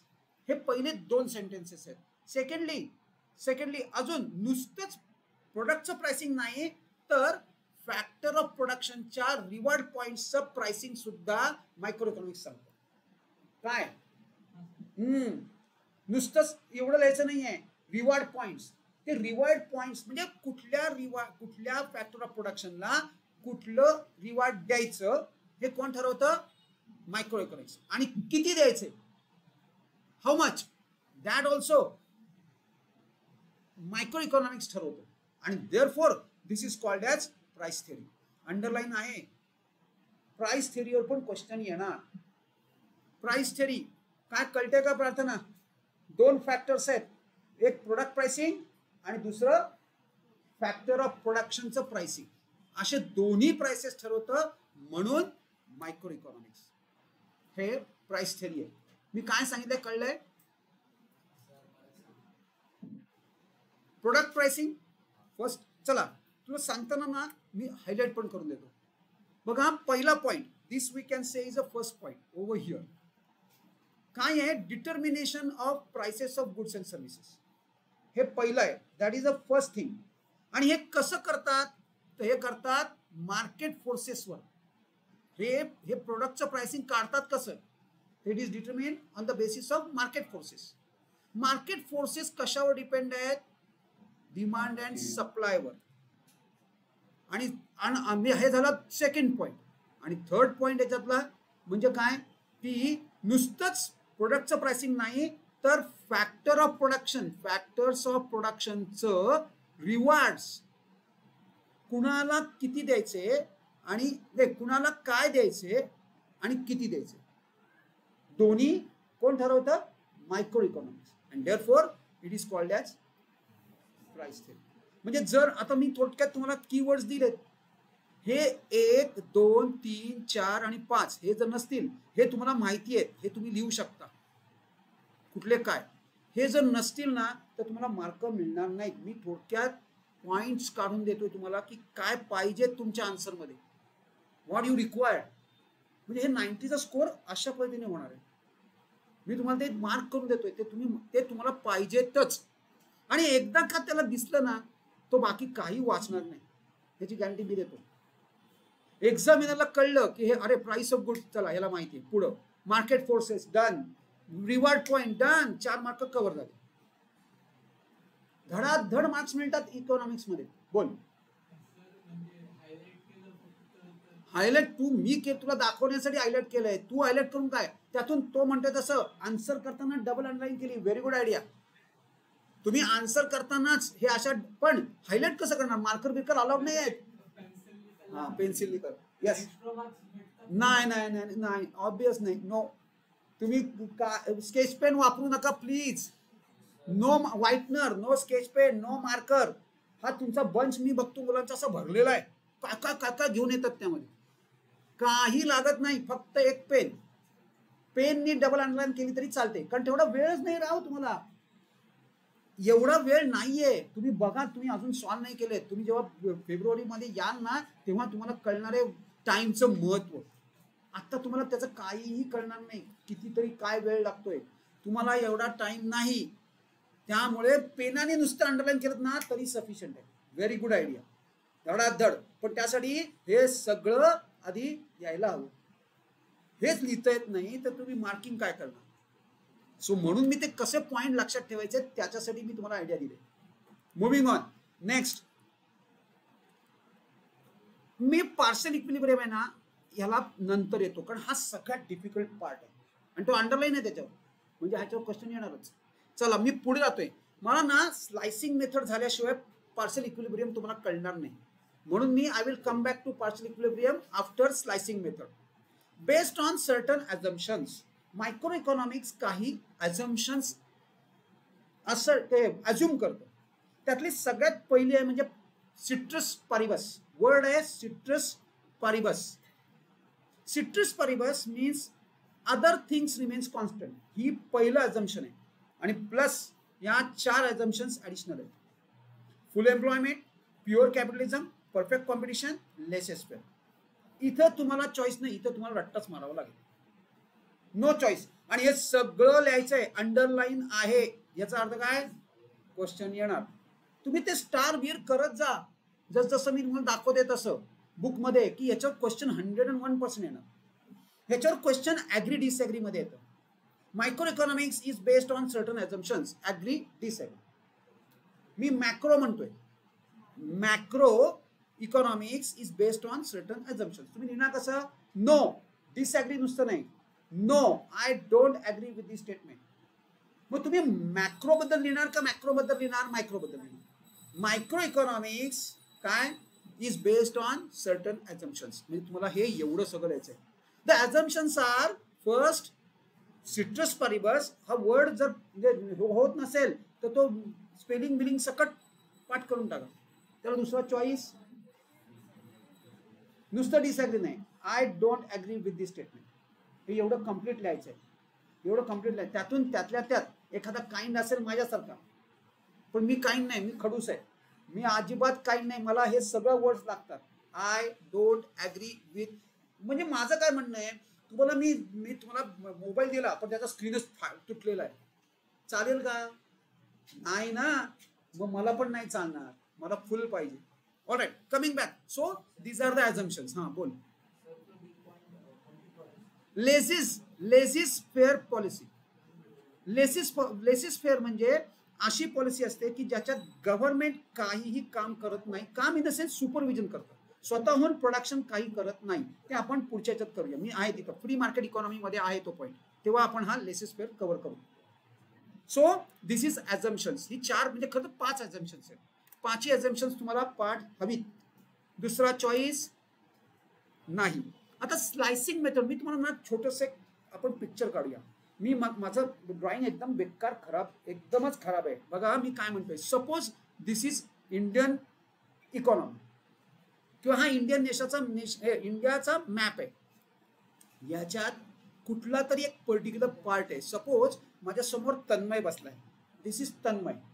मी काय केलं, याला सेपरेट इकॉनॉमी मधनं बाहेर काढलं आणि त्याला मायक्रोस्कोप खाली त्याचा स्टडी सुरू केला. बरोबर. ह्याला स्लायसिंग मेथड असं म्हणतात. खरं तर मी काय केलं माहितीये का, असं नाही. स्लायसिंग मेथड मध्ये काय केलं म्हणजे स्लायसिंग मेथड तुम्हाला स्लायसिंग म्हणजे एकच बहुतेक आठवत असेल. घरी तुम्ही आईस्क्रीमचा एक काय फॅमिली पॅक आणतो आपण आणि त्याचं स्लायसिंग करतो, राईट? ते लक्षात ठेवा. Yes, slicing understood. म्हणजे तुम्हाला ना मेमराईज करण्याची ट्रिक सांगतो. तुम्ही प्रत्येक गोष्टीला कुठला तरी एक फोटो असाइन केलात तर तुमच्या झटकन लक्षात राहतं. मी काय सांगितलं, एका इकॉनॉमीचा मी काय सांगितलं बघा. 2 मिनिटं इथं आहे.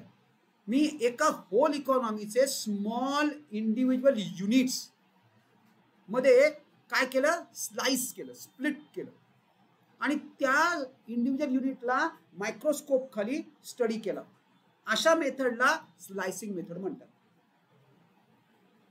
अंडरस्टूड? बस. मग आता एक्झाम्पल बघा. 2 एक्झाम्पल दिलेत मी इथं. येस समृद्धी, रीड कर पहिलं एक्झाम्पल.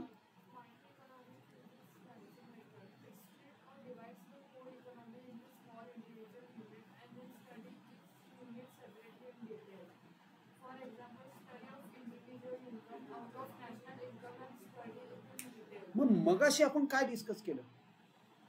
मी मगाशी हेच एक्झाम्पल दिलं तुम्हाला की एका नॅशनल इन्कम मधल्या एका माणसाचा स्टडी म्हणजे तो इंडिव्हिज्युअल युनिट पण होऊ शकतं, ती स्लायसिंग मेथड पण होऊ शकते. म्हणजे हे नीट एक्झाम्पल बघा. मी काय म्हणतोय, हे नीट एक्झाम्पल लक्षात ठेवा. याच्यावर मी तुम्हाला एक्सरसाइज मध्ये क्वेश्चन विचारणार आहे. सेट केलाय. बघूया तुम्हाला आयडेंटिफाय होतोय का. काय कळलं तुला? एक नॅशनल इन्कम मधनं एका पर्टिक्युलर पर्सनच्या इन्कमचा मी स्टडी केला तर this is called as slicing method. Yes हा प्रणीत, 4th.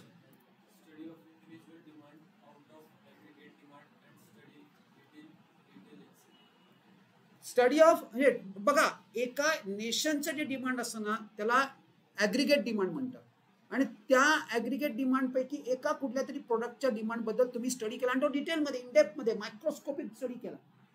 मॉरिस डॉबची definition microscope study of an economy under a microscope is micro economics. मी माझ्या पद्धतीने ती डेफिनेशन लिहिली चालणार, पण मग तुम्ही असं नाही लिहायचं अकॉर्डिंग टू मॉरिस डॉब असं लिहायचं. मॉरिस डॉब सेज म्हटलं तर तुम्हाला डबल इन्व्हर्टेड कॉमास मध्ये लिहावं लागेल ॲज इट इज, काहीही चेंज करता येणार नाही. पण तुम्ही तुमच्या लँग्वेज मध्ये मॉरिस डॉबची डेफिनेशन लिहू शकता विदाउट इन्व्हर्टेड कॉमास. चला कमिंग बॅक. सो इंडिव्हिज्युअल डिमांडचा स्टडी केला तर इट बिकम्स स्लायसिंग मेथड. माझी स्लायसिंग मेथड झाली आहे. I am going back to partial equilibrium. Partial बरं बाय द वे हा वर्ड बहुतेक तुम्ही पहिल्यांदा हिअर करताय ऐकताय. इक्वल म्हणजे काय सेम आणि इक्विलिब्रियम म्हणजे टू थिंग्स आर इक्वल म्हणजे इक्विलिब्रियम. म्हणजे पहिले मी काय लिहिणार what is mean by equilibrium. हे बघा मी काय लिहिलं इथं सगळ्यात पहिले what is mean by equilibrium when two things are equal is called as equilibrium. मग मायक्रो इकॉनॉमिक्स मध्ये दोन गोष्टी म्हणजे फक्त दोन गोष्टींचाच आपण स्टडी करतो. अरे पण अख्ख्या इकॉनॉमीमध्ये there are so many things.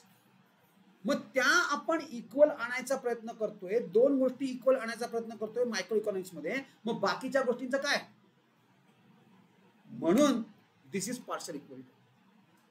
म्हणजे आपण काय केलं पण हे लिहिताना एवढं सोपं नाही. आता बघा मी काय केलं मगाशी स्लायसिंग मेथड मी तुम्हाला दाखवली. स्लायसिंग मेथड मध्ये काय केलं आपण एका इकॉनॉमीमधनं छोटे छोटे मायक्रो पार्टिकल्स काय केले आपण आयसोलेट केले. वर्ड काय आहे आयसोलेट म्हणजे बाजूला काढले. मग आता हे जर बाजूला काढले असतील या इकॉनॉमीमध्ये जर रेसेशन आलं तर ते रेसेशन ह्या पार्टवर ऍप्लिकेबल होणार आहे नाही होणार कारण त्याला आपण आयसोलेट केलंय. जर काही बूम असेल किंवा अजून काही दुसरे इफेक्ट आले तर त्या ह्या इंडिव्हिज्युअल पार्टवर येणार आहे का नाही होणार. मग आपण नुसत्या इंडिव्हिज्युअल युनिटचा इक्विलिब्रियम जर कॅल्क्युलेट केला काढला चेक केला तर it will be a partial equilibrium कारण आपण एंटायर इकॉनॉमीचा इक्विलिब्रियम बघतच नाही. म्हणून दिस इज पार्शल इक्विलिब्रियम. बघा तुम्हाला काही कळतंय का? Very difficult. I am telling you very difficult to write. आणि हे काय आहे अंडरलाईन क्वेश्चन येतो याच्यावर. बघा परत एकदा हे बघा वर्ड काय आहे. वर्ड मी तुम्हाला इथं बघा काय सांगितलं आयसोलेट. मगाशी मी काय केलंय बघा आपण काय केलंय आपण एंटायर इकॉनॉमीचा स्टडी करतोय मायक्रो इकॉनॉमिक्स नाहीच करत. हे कोण करतं मॅक्रो इकॉनॉमिक्स. एंटायर इकॉनॉमीचा स्टडी म्हणजे मॅक्रो इकॉनॉमिक्स आणि त्यातल्या कुठल्या तरी पार्टिकलचा म्हणजे तन्मयला आपण बाहेर काढला कशात ना इंडियामधनं. मग आता इंडियामध्ये जे काय घडतंय ते तन्मयवर अप्लाय होणार आहे का नाही कारण त्याला मी बाहेर टाकलंय. हे काय इथं मध्ये बाजूलाच काढून टाकला चल हो बाजूला. तर असं लक्षात ठेवायचं. हे मुद्दा म्हणून मी तुम्हाला एक्झाम्पल का देतो कारण ते तुमच्या लक्षात राहील. बघा तन्मयला बाहेर काढल्यावर तन्मयवर कुठलाही इफेक्ट इंडियामध्ये जो होतोय तो इंडियामध्ये काय झालं वेदर आता 45 डिग्री आहे. तन्मय मस्त एसी मध्ये एसी नाही एकदम आरामशीर 20 डिग्री मध्ये बसलाय नाही होते ना त्याच्यावर इफेक्ट. मग आता तन्मय त्याच्या वॉन्ट्स कशा सॅटिस्फाय करतोय याचा आपण स्टडी केला. मग तो त्याच्यात सुद्धा तन्मय काही प्रोडक्ट्स विकतोय त्याचा डिमांड किती त्याचा सप्लाय किती याचा स्टडी केला. या स्टडीनी आपल्याला इंडियन इकॉनॉमीचा जो काही स्टडी आहे किंवा त्याच्यावर काय इफेक्ट होत आहेत याचा काही थांगपत्ता तरी लागणार आहे का?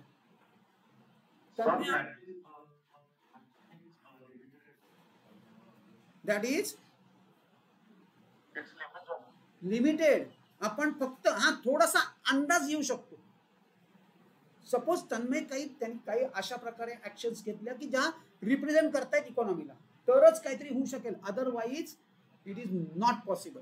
म्हणजे थोडक्यात काय केलं आपण हे आयसोलेशन केल्यामुळे जी मेन इकॉनॉमी आहे त्याच्यावर जे काही इफेक्ट झाले ते ह्या आयसोलेटेड पार्टवर होत नाहीत किंवा ते आपण कन्सिडरच करत नाही while considering the equilibrium.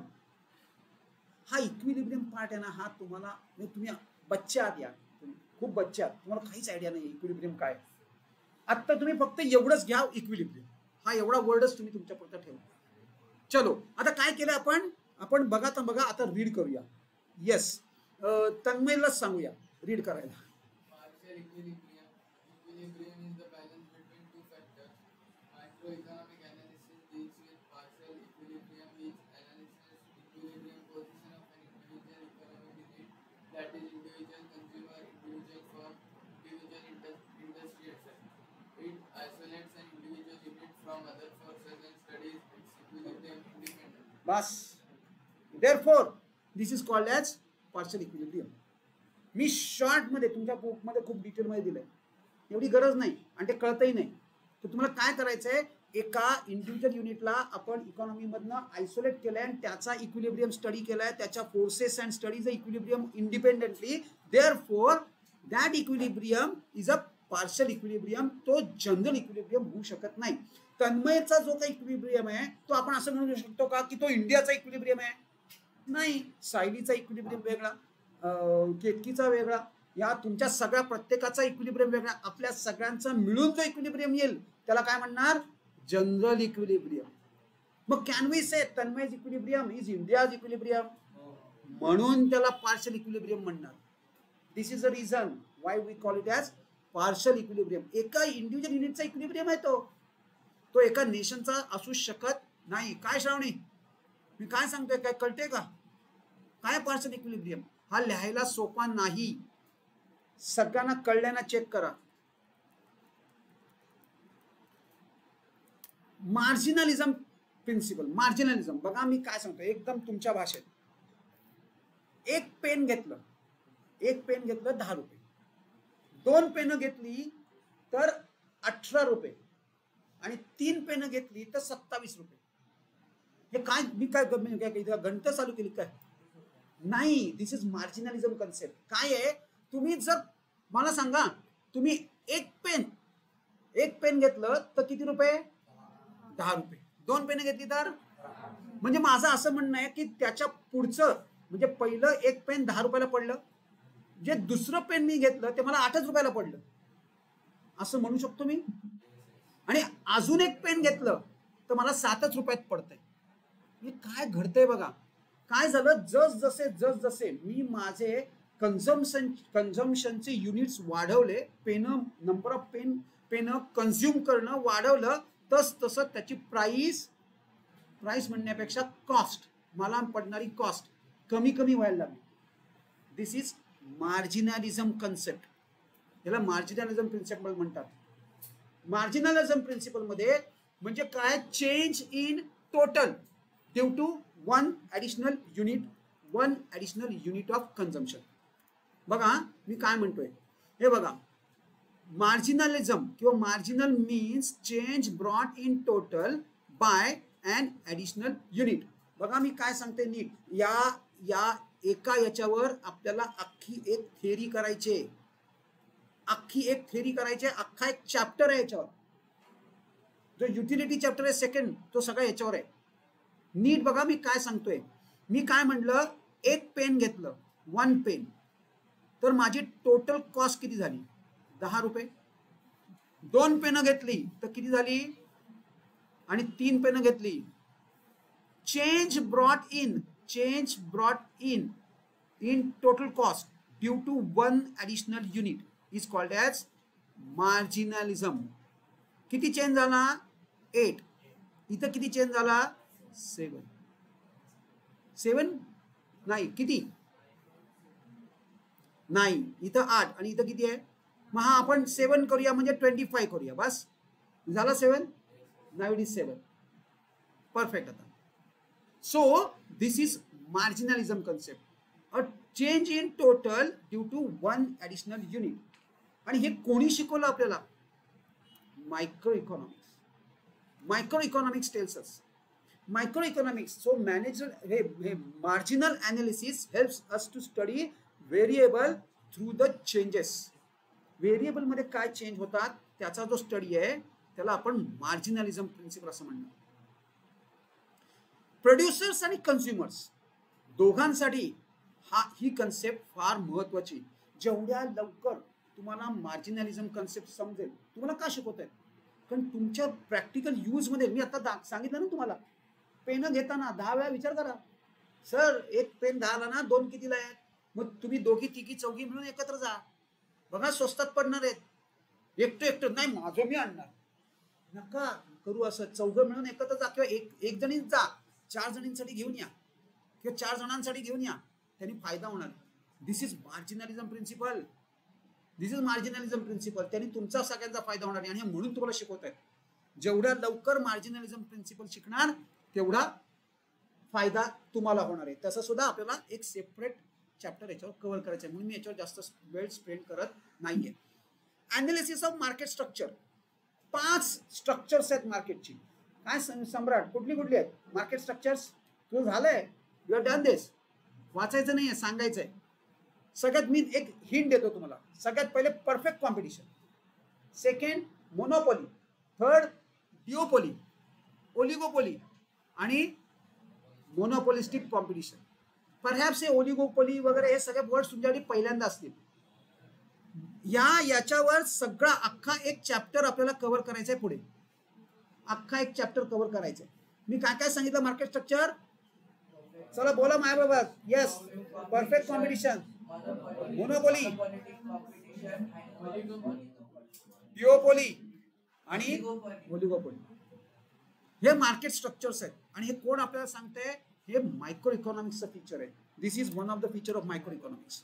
Next, limited scope already आपण कव्हर केलाय. Limited scope. Why it has got a limited scope? पटकन कव्हर करूया. बघा मी काय सांगतोय. मी आता इथं काय लिहिणार?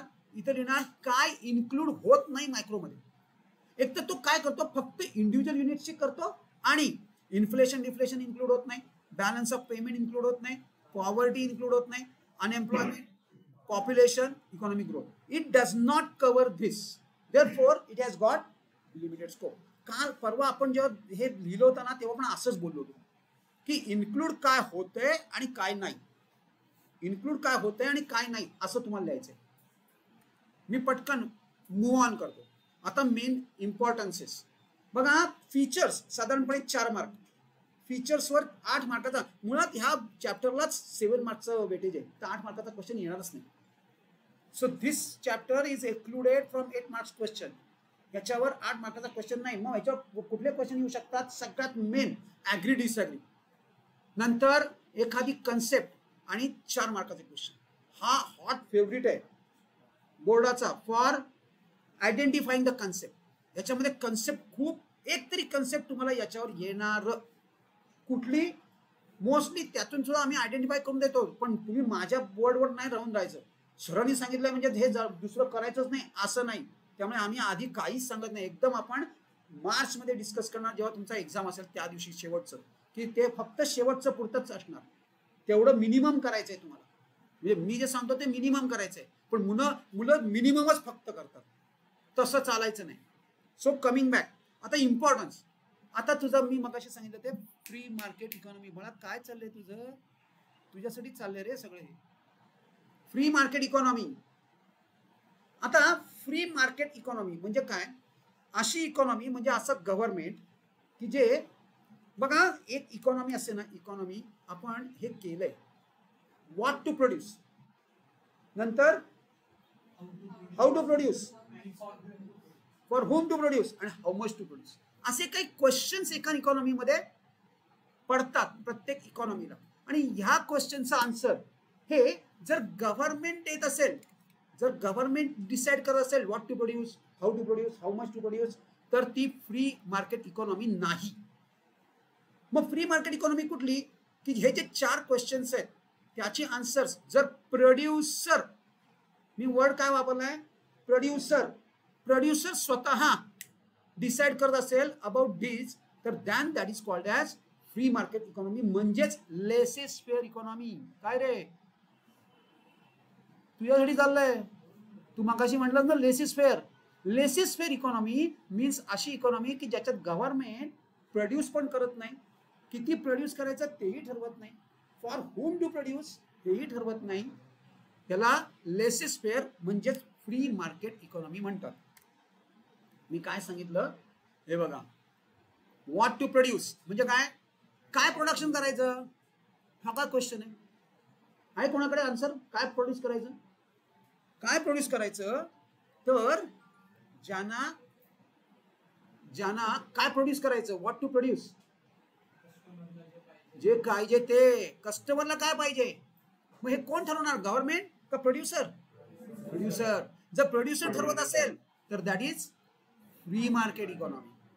बघा, so it is a free market economy is that economy where economic decisions regarding this are taken by at individual level. Individual लेवलला जर हे डिसिजन होत असतील, हॅलो हां चालेल मी थोड्या वेळाने फोन करतो तुला आणि सांगतो. Okay yes. सो इंडिव्हिज्युअल लेवलला, so it is free economy. There is no intervention of the government or any offer agency. यांच्यापैकी कुणीही इंटरफेअर, हे ऑफर बरोबर आहे का चेक करा, काय पाहिजे, अदर पाहिजे. म्हणजे गव्हर्नमेंटची कुठली एजन्सी किंवा गव्हर्नमेंट इंटरफेअर करत नाही प्रोडक्शन, कन्झम्पशन, एक्सचेंज आणि डिस्ट्रीब्युशन मध्ये, त्याला फ्री मार्केट इकॉनॉमी म्हणणार. प्राइस डिटर्मिनेशन, परत तेच दोन प्राइसेस डिटर्मिन करायचे आहेत, प्रार्थना आणि आयुष्का. दोन प्राइसेस डिटर्मिन करायचे आहेत मायक्रोमध्ये. कुठल्या दोन प्राइसेस, आपण मगापासून, कालपासून, परवापासून हेच चाललंय. बोला, कुठले दोन प्राइसेस, तो बोललाय बोला. प्रोडक्ट प्राइसिंग आणि pricing of factor of production, factors of प्रोडक्शनच्या रिवॉर्ड पॉइंटचं प्राइसिंग. हे दोन प्राइसेस म्हणून याला प्राइस डिटर्मिनेशन, हा त्याचा इम्पॉर्टन्स आहे. म्हणजे कुठल्याही याचा तुम्हाला प्राइस डिटर्मिन करायचं असेल तर you have to use micro economics. Next, foreign trade म्हणजे काय, व्हॉट इज फॉरेन ट्रेड. मस्त स्मगलिंग म्हणजे फॉरेन ट्रेड. मस्त घेऊन या गपचूप मध्ये, वापरायला सुरुवात करा. कुठल्या तरी एखाद्या अमेरिकेतल्या तुमच्या रिलेटिव्हला सांगा, तो शर्ट बीट मध्ये आतमध्ये घालून काहीतरी कुठेतरी येताना घेऊन येईल, अंगात घालून 10 शर्ट, नंतर त्या प्रत्येक शर्टच्या एका खिशामध्ये एक मोबाईल. क्या बात आहे, याला फॉरेन ट्रेड म्हणणार नाही. Yes, trading between two countries. पण मग तुम्ही मला, पण हे असं मी का म्हणतोय, व्हाय आय एम सेइंग दिस, हे असं ते का करतायत, टू अवॉइड टॅरिफ. वर्ड काय आहे, टॅरिफ. हे बघा, हा वर्ड आहे टॅरिफ. टॅरिफ म्हणजे कस्टम ड्युटी. म्हणजे तुम्हाला माहिती आहे का, इंडियामध्ये जर एखाद्या बाहेरच्या कंट्रीमधनं तुम्हाला एखादी गुड्स आणायचे असतील तर you have to pay custom duty to the government. मग आता हे कस्टम ड्युटीचा रेट किती ठेवायचा, काय ठेवायचा, हे डिटर्मिन करण्यासाठी आपल्याला कोण युजफुल ठरणार आहे, मायक्रो इकॉनॉमिक्स.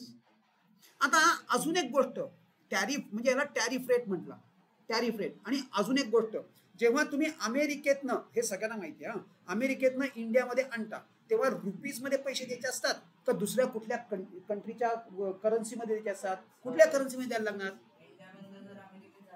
जात नाही. अमेरिकेची एखादी वस्तू इंडियात आणली तर पैसे कसे देणार, INR मध्ये, डॉलर्स मध्ये. मग आता किती रुपये द्यायचे $1 साठी, 70, 80, 82, हे कोण ठरवणार. तो हा रेट ठरवण्यासाठी आपल्याला काय युजफुल आहे, मायक्रो इकॉनॉमिक्स.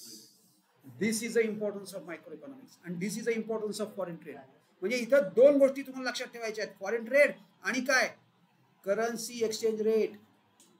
हे दोन डिटर्मिन करण्यासाठी वी रिक्वायर मायक्रो इकॉनॉमिक्स. मी काय सांगतोय कळते का बघा. येस, इकॉनॉमिक मॉडेल बिल्डिंग, अशी काही इकॉनॉमिक, एक्सपेशली आता पाकिस्तान, श्रीलंका, नंतर परत काही दिवसांनी बांगलादेश येऊ शकतं. पण बांगलादेश इकॉनॉमी म्हणजे त्यामानाने स्ट्रॉंग आहे, कारण बांगलादेशकडे एक्सपोर्ट आहेत. आणि आपण डिस्कस केलंय 11 मध्ये बांगलादेश काय एक्सपोर्ट करतंय, काय हा मग त्याला काय म्हणतात, ज्यूट. ज्यूट, सिल्क नाही, हा सिल्क सुद्धा, पण सगळ्यात हायएस्ट एक्सपोर्ट ज्यूट आहे. They are the leaders. So Bangladesh is not suffering that much as much Pakistan and Sri Lanka is doing. चला कमिंग बॅक, मग त्यांच्यासाठी असं काही मॉडेल दिलं तर, की हे घ्या, हे मॉडेल वापरा आणि त्यातनं तुमचे जे प्रॉब्लेम्स आहेत त्यातनं सॉल्व्ह करा.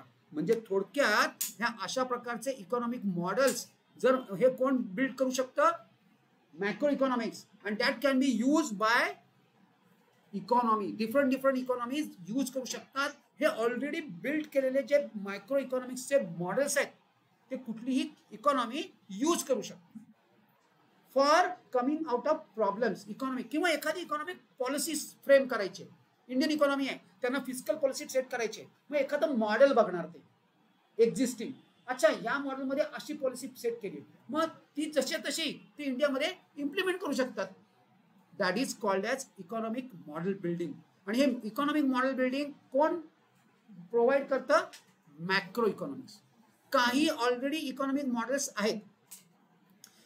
महालानोबिन्स 11th मध्ये आपण कव्हर केलंय, नाव पण माहिती आहे. बोला काय, वल्लरी, स्नेहा, हे प्रथम, हा पूर्वश, साहिल. साहिल तुझा काही संबंध नाही 11वीशी? काही संबंध नाही. काय होतं काय महालानोबिन्सचं काय कॉन्ट्रीब्युशन आहे? त्यांनी काय करून दिलंय आपल्याला? एक मॉडेल डेव्हलप करून दिलंय इंडियन इकॉनॉमीला. पहिले 5 वर्ष, पहिले म्हणजे 25 इयर्स, 5 इयर्स प्लॅन्सचं मॉडेल हे महालानोबिन्सनी दिलं, जे इंडियन गव्हर्नमेंटनी ॲज इट इज यूज केलंय. This is a example. ते आपण नंतर मॅक्रो इकॉनॉमिक्समध्ये कव्हर करू. पण अशा प्रकारचं मायक्रो इकॉनॉमिक्समध्ये सुद्धा काही मॉडेल्स अवेलेबल आहेत जी economy as it is use करू शकतात. चलो नेक्स्ट आपण इम्पॉर्टन्स कंप्लीट करणार आहे, then we will stop. Business decisions. अरे असे कितीतरी डिसिजन्स आहेत बिझनेसमध्ये. मला सांगा कुठले कुठले बिझनेस डिसिजन्स घ्यावे लागतात? एका बिझनेसमधला डिसिजन काय घ्यावे लागतात? किती प्रॉफिट ठेवायचा, बर पुढे प्रॉफिट कशावर डिपेंड आहे? सेल्स. जर तुमचा प्रोडक्शनवर, ओके व्हेरी गुड प्रोडक्शनवर पण डिपेंड आहे, सेलवर पण डिपेंड आहे, कॉस्टवर डिपेंड आहे, परफेक्ट. हा, स्टाफवर डिपेंड. स्टाफ म्हणजे कास्ट आलं, मार्केटिंग, चला सेल्स मध्ये आलं. आता बघा मला काय म्हणायचंय, तुमचं प्राइस हे कॉम्पिटिटरच्या प्राइसिंग पेक्षा कमी असेल, तुमचा सेल वाढणार का कमी होणार? म्हणजे काय संबंध आहे बिझनेस डिसिजन मध्ये? कशाचा संबंध आहे? प्राइसिंगचा संबंध आहे. मग आपल्याला ऑलरेडी प्राइस थिअरी काय सांगते? 2 प्राइसिंग. तुम्ही कॉस्ट म्हटलात ना, मग हे दोन्ही ठिकाणी येतंय प्राइसिंग. म्हणजे तुमचं प्राइसिंग, जर प्राइसिंग कुणाचं प्राइसिंग, तुम्ही तुमचं स्वतःच्या प्रोडक्टचं प्राइसिंग आणि तुम्ही जे फॅक्टर ऑफ प्रोडक्शन वापरले त्याचं किती प्राइस पे करणार, दॅट इज युअर कॉस्ट. हे दोन्ही डिसिजन्स कोणी तुम्हाला दिले? Micro economics. म्हणजे झालं की बिझनेस डिसिजन मधले बरेचसे डिसिजन्स हे तुम्हाला या 2 बेसिक नुसत्या प्राइसिंगवर तुम्ही अर्ध डिसिजन मेकिंग बिझनेसचं संपवू शकता. शिवाय अजून काय, व्हॉट एल्स? हे बघा, कॉस्ट ऑफ प्रोडक्शन तुम्ही जे मला सांगितलं तेच मी इथे लिहिलं बघा. म्हणजे आपण विचार केला ना तर आपल्याला सुचतं. तुम्ही हेच स्टॉप केलंय. You have to think. बघा ना, these decisions are related to determination of cost of production as it is word घेतला मी. नंतर determination of prices of goods, नंतर मॅक्सिमायझेशन ऑफ, हेच तर तुम्ही मला सांगितलं. मग हे डिसिजन घेण्यासाठी आपल्याला हेल्प कोण करतंय? Micro economics. It is so easy to write. Next, useful to the government. आता गव्हर्नमेंटला काय काम असतं? काही काम करायचंच नाही, प्रोडक्शन नाही करायचंय, नाही how to produce, whom to produce, काही करायचंच नाहीये. मग गव्हर्नमेंट काय नुसते नावाला, सुट्ट्या खायला? सुपरवायझिंग, त्याला काय म्हणतात? गव्हर्नन्स. गव्हर्न करायचंय कंट्री. कशी करणार? हाऊ कशी करणार हो? मला सांगा. तुम्ही उद्या असं धरा, तुम्ही मेंबर ऑफ पार्लमेंट आहात. तुम्हाला माहिती आहे ना गव्हर्न कोण करतं? मोदीजी नाही, मेंबर ऑफ पार्लमेंट. म्हणजे तुम्ही निवडून आलेले प्रत्याशित आहात आणि तुम्हाला आता हे कंट्री चालवायची. सांगा काय करू आम्ही जनता. काय करणार तुम्ही? तुम्ही काय करणार? बोल बोल बिंदास. हा, टॅक्सेस ठरवणार. म्हणजेच टॅक्सेस कशात न ठरवणार तर पॉलिसी ठरवणार तुम्ही. टॅक्सेसची पॉलिसी. टॅक्सेसच्या पॉलिसी कशामध्ये कव्हर होते? फिस्कल पॉलिसी, कारण आपण डिस्कस केलं होतं. आणि अजून एक पॉलिसी आहे मॉनेटरी पॉलिसी. या दोन पॉलिसी जर तुम्ही फ्रेम केल्यात तुमच्या मेंबर ऑफ पार्लमेंटनी तर perhaps you are through with this. म्हणजे आता मायक्रो इकॉनॉमिक्स काय करणार आहे तर या ज्या दोन पॉलिसीज आहेत ना, या दोन पॉलिसीज फ्रेम करण्यासाठी एक बेसवर्क तयार करून देणार गव्हर्नमेंटला, so that government will be able to decide economic policies. Economic policies decide करू शकतात. त्यातल्या सुद्धा मी काय सांगितल्या दोन, हे बघा, टॅक्सेशन पॉलिसी, नंतर पब्लिक एक्सपेंडिचर पॉलिसी, नंतर प्राइस पॉलिसी. गव्हर्नमेंटचे तुम्हाला माहिती आहे ना, गव्हर्नमेंटचे काही प्रोडक्ट्स आहेत, माहिती आहे कुठले कुठले गव्हर्नमेंटचे प्रोडक्ट्स आहेत? ह्या सगळ्या ज्या पब्लिक ट्रान्सपोर्ट्स आहेत त्यांची तिकीटं, रेल्वेची तिकीटं कोण ठरवतं? म्हणजे एक प्रकारचं प्राइसिंग आहे ना. हा, सो प्राइसिंग पॉलिसी. आणि हे सगळं, आणि हे कशासाठी तर एक एफिशियंट अलोकेशन ऑफ रिसोर्सेस व्हायला हवं. गव्हर्नमेंटचा ऑब्जेक्टिव्ह काय प्रॉफिट अर्निंग आहे? गव्हर्नमेंट काय सर्व्हिस देते ते प्रॉफिटसाठी देते? नाही, लोकांना मॅक्सिमम सर्व्हिस मिळावी आणि कमी कॉस्ट मध्ये मिळावी, हे त्यांचं ऑब्जेक्टिव्ह आहे. म्हणजे थोडक्यात काय त्याला म्हणणार? Efficient allocation of resources. आणि हे करण्यासाठी काय करावं लागेल? इकॉनॉमिक पॉलिसीज फ्रेम करावे लागतील. काय समजते का बघा? Then useful to the government सुद्धा आहे, गव्हर्नमेंटला सुद्धा युजफुल आहे. Next, basis of economic welfare. मला एक सांगायचं, इकॉनॉमिक वेलफेअर म्हणजे तुम्हाला काय अंडरस्टँड होत आहे? काय सायली, वेलफेअर म्हणजे काय? What is welfare? Social welfare. Yes, social welfare म्हणजे बघा, सोसायटी मधल्या जो एकदम इकॉनॉमिकली बॅकवर्ड रिजन, हे बॅकवर्ड लोक आहेत, त्यांचं स्टँडर्ड ऑफ लिव्हिंग अपलिफ्ट करणं म्हणजे वेलफेअर ऑफ इकॉनॉमिक्स. असं वाटतं का तुम्हाला? दिस इज वेलफेअर ऑफ इकॉनॉमिक्स. म्हणजे काय? आणि आपल्या इथं कितीतरी भिकारी लोक सापडतात, तसं नको आहे ना. का सापडतात? बेगर्स काय? कारण त्यांच्याकडे पैसे नाही. कितीतरी लोक पॉवर्टीच्या खाली, पॉवर्टी शिकली आपण 11th मध्ये, बिलो पॉवर्टी लाईन कितीतरी लोक राहत आहेत, बरोबर ना? मग त्यांचं अपलिफ्टमेंट, त्यांचं स्टँडर्ड ऑफ लिव्हिंग किंवा त्यांना पॉवर्टी लाईनच्या वर कोण आणणार? हे काय आहे? आपल्याला मायक्रो इकॉनॉमिक्स हे कसं आणायचं हे सांगणार. म्हणजे सोशल वेलफेअर किंवा वेलफेअर ऑफ इकॉनॉमिक्स कसं अटेंड करायचंय त्याचा बेसिस मायक्रो इकॉनॉमिक्स प्रोव्हाइड करतं. कसं काय करतंय चेक करूया. Sorry, extremely sorry. Yes, read कर.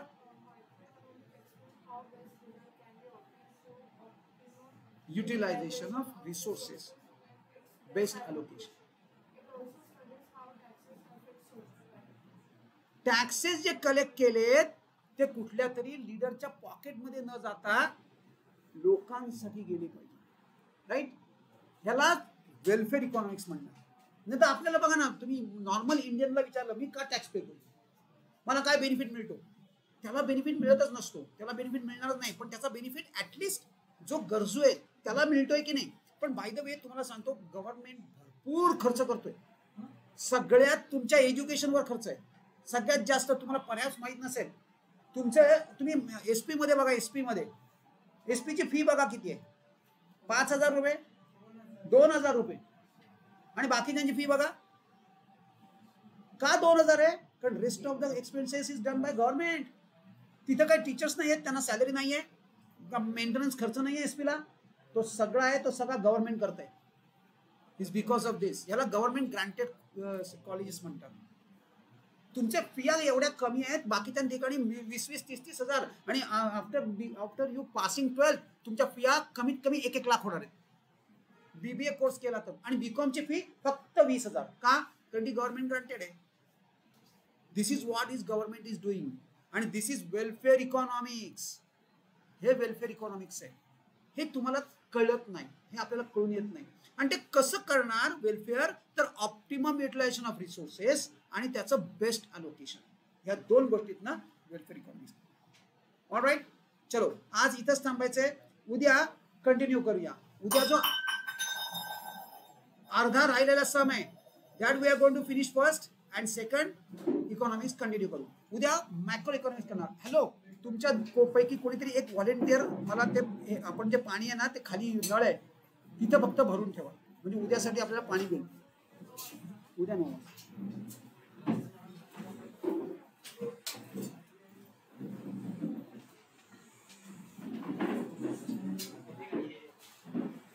Bye, sir. Bye. Yes, no problem. Bye. आज तुला होमवर्क नाही दिलाय मी आज. हो, आज होमवर्क विसरलोय मी. तू 3 नंबर कर. 2चा कॅशबुकचा 3 नंबर राहिलाय, दॅट यू डू इट. तो कर. नाही काय अवघड नाही, डोंट वरी, मी आहे ना. आणि मला तर वाटतं तू करशील. 2 तर केलंच होतास की तू. येस, कर. इकॉनॉमिक्सची लिंक्स. ओके, तुझं काय? बस प्रॉब्लेम सॉल्व्ह करायचं सर, की मध्येच करायचं या लाईनची. 2 मिनिटं ना. हां, इकॉनॉमिक्सची लिंक्स ना. 1 मिनिट. हां, आपण एकच मिनिट मला जरा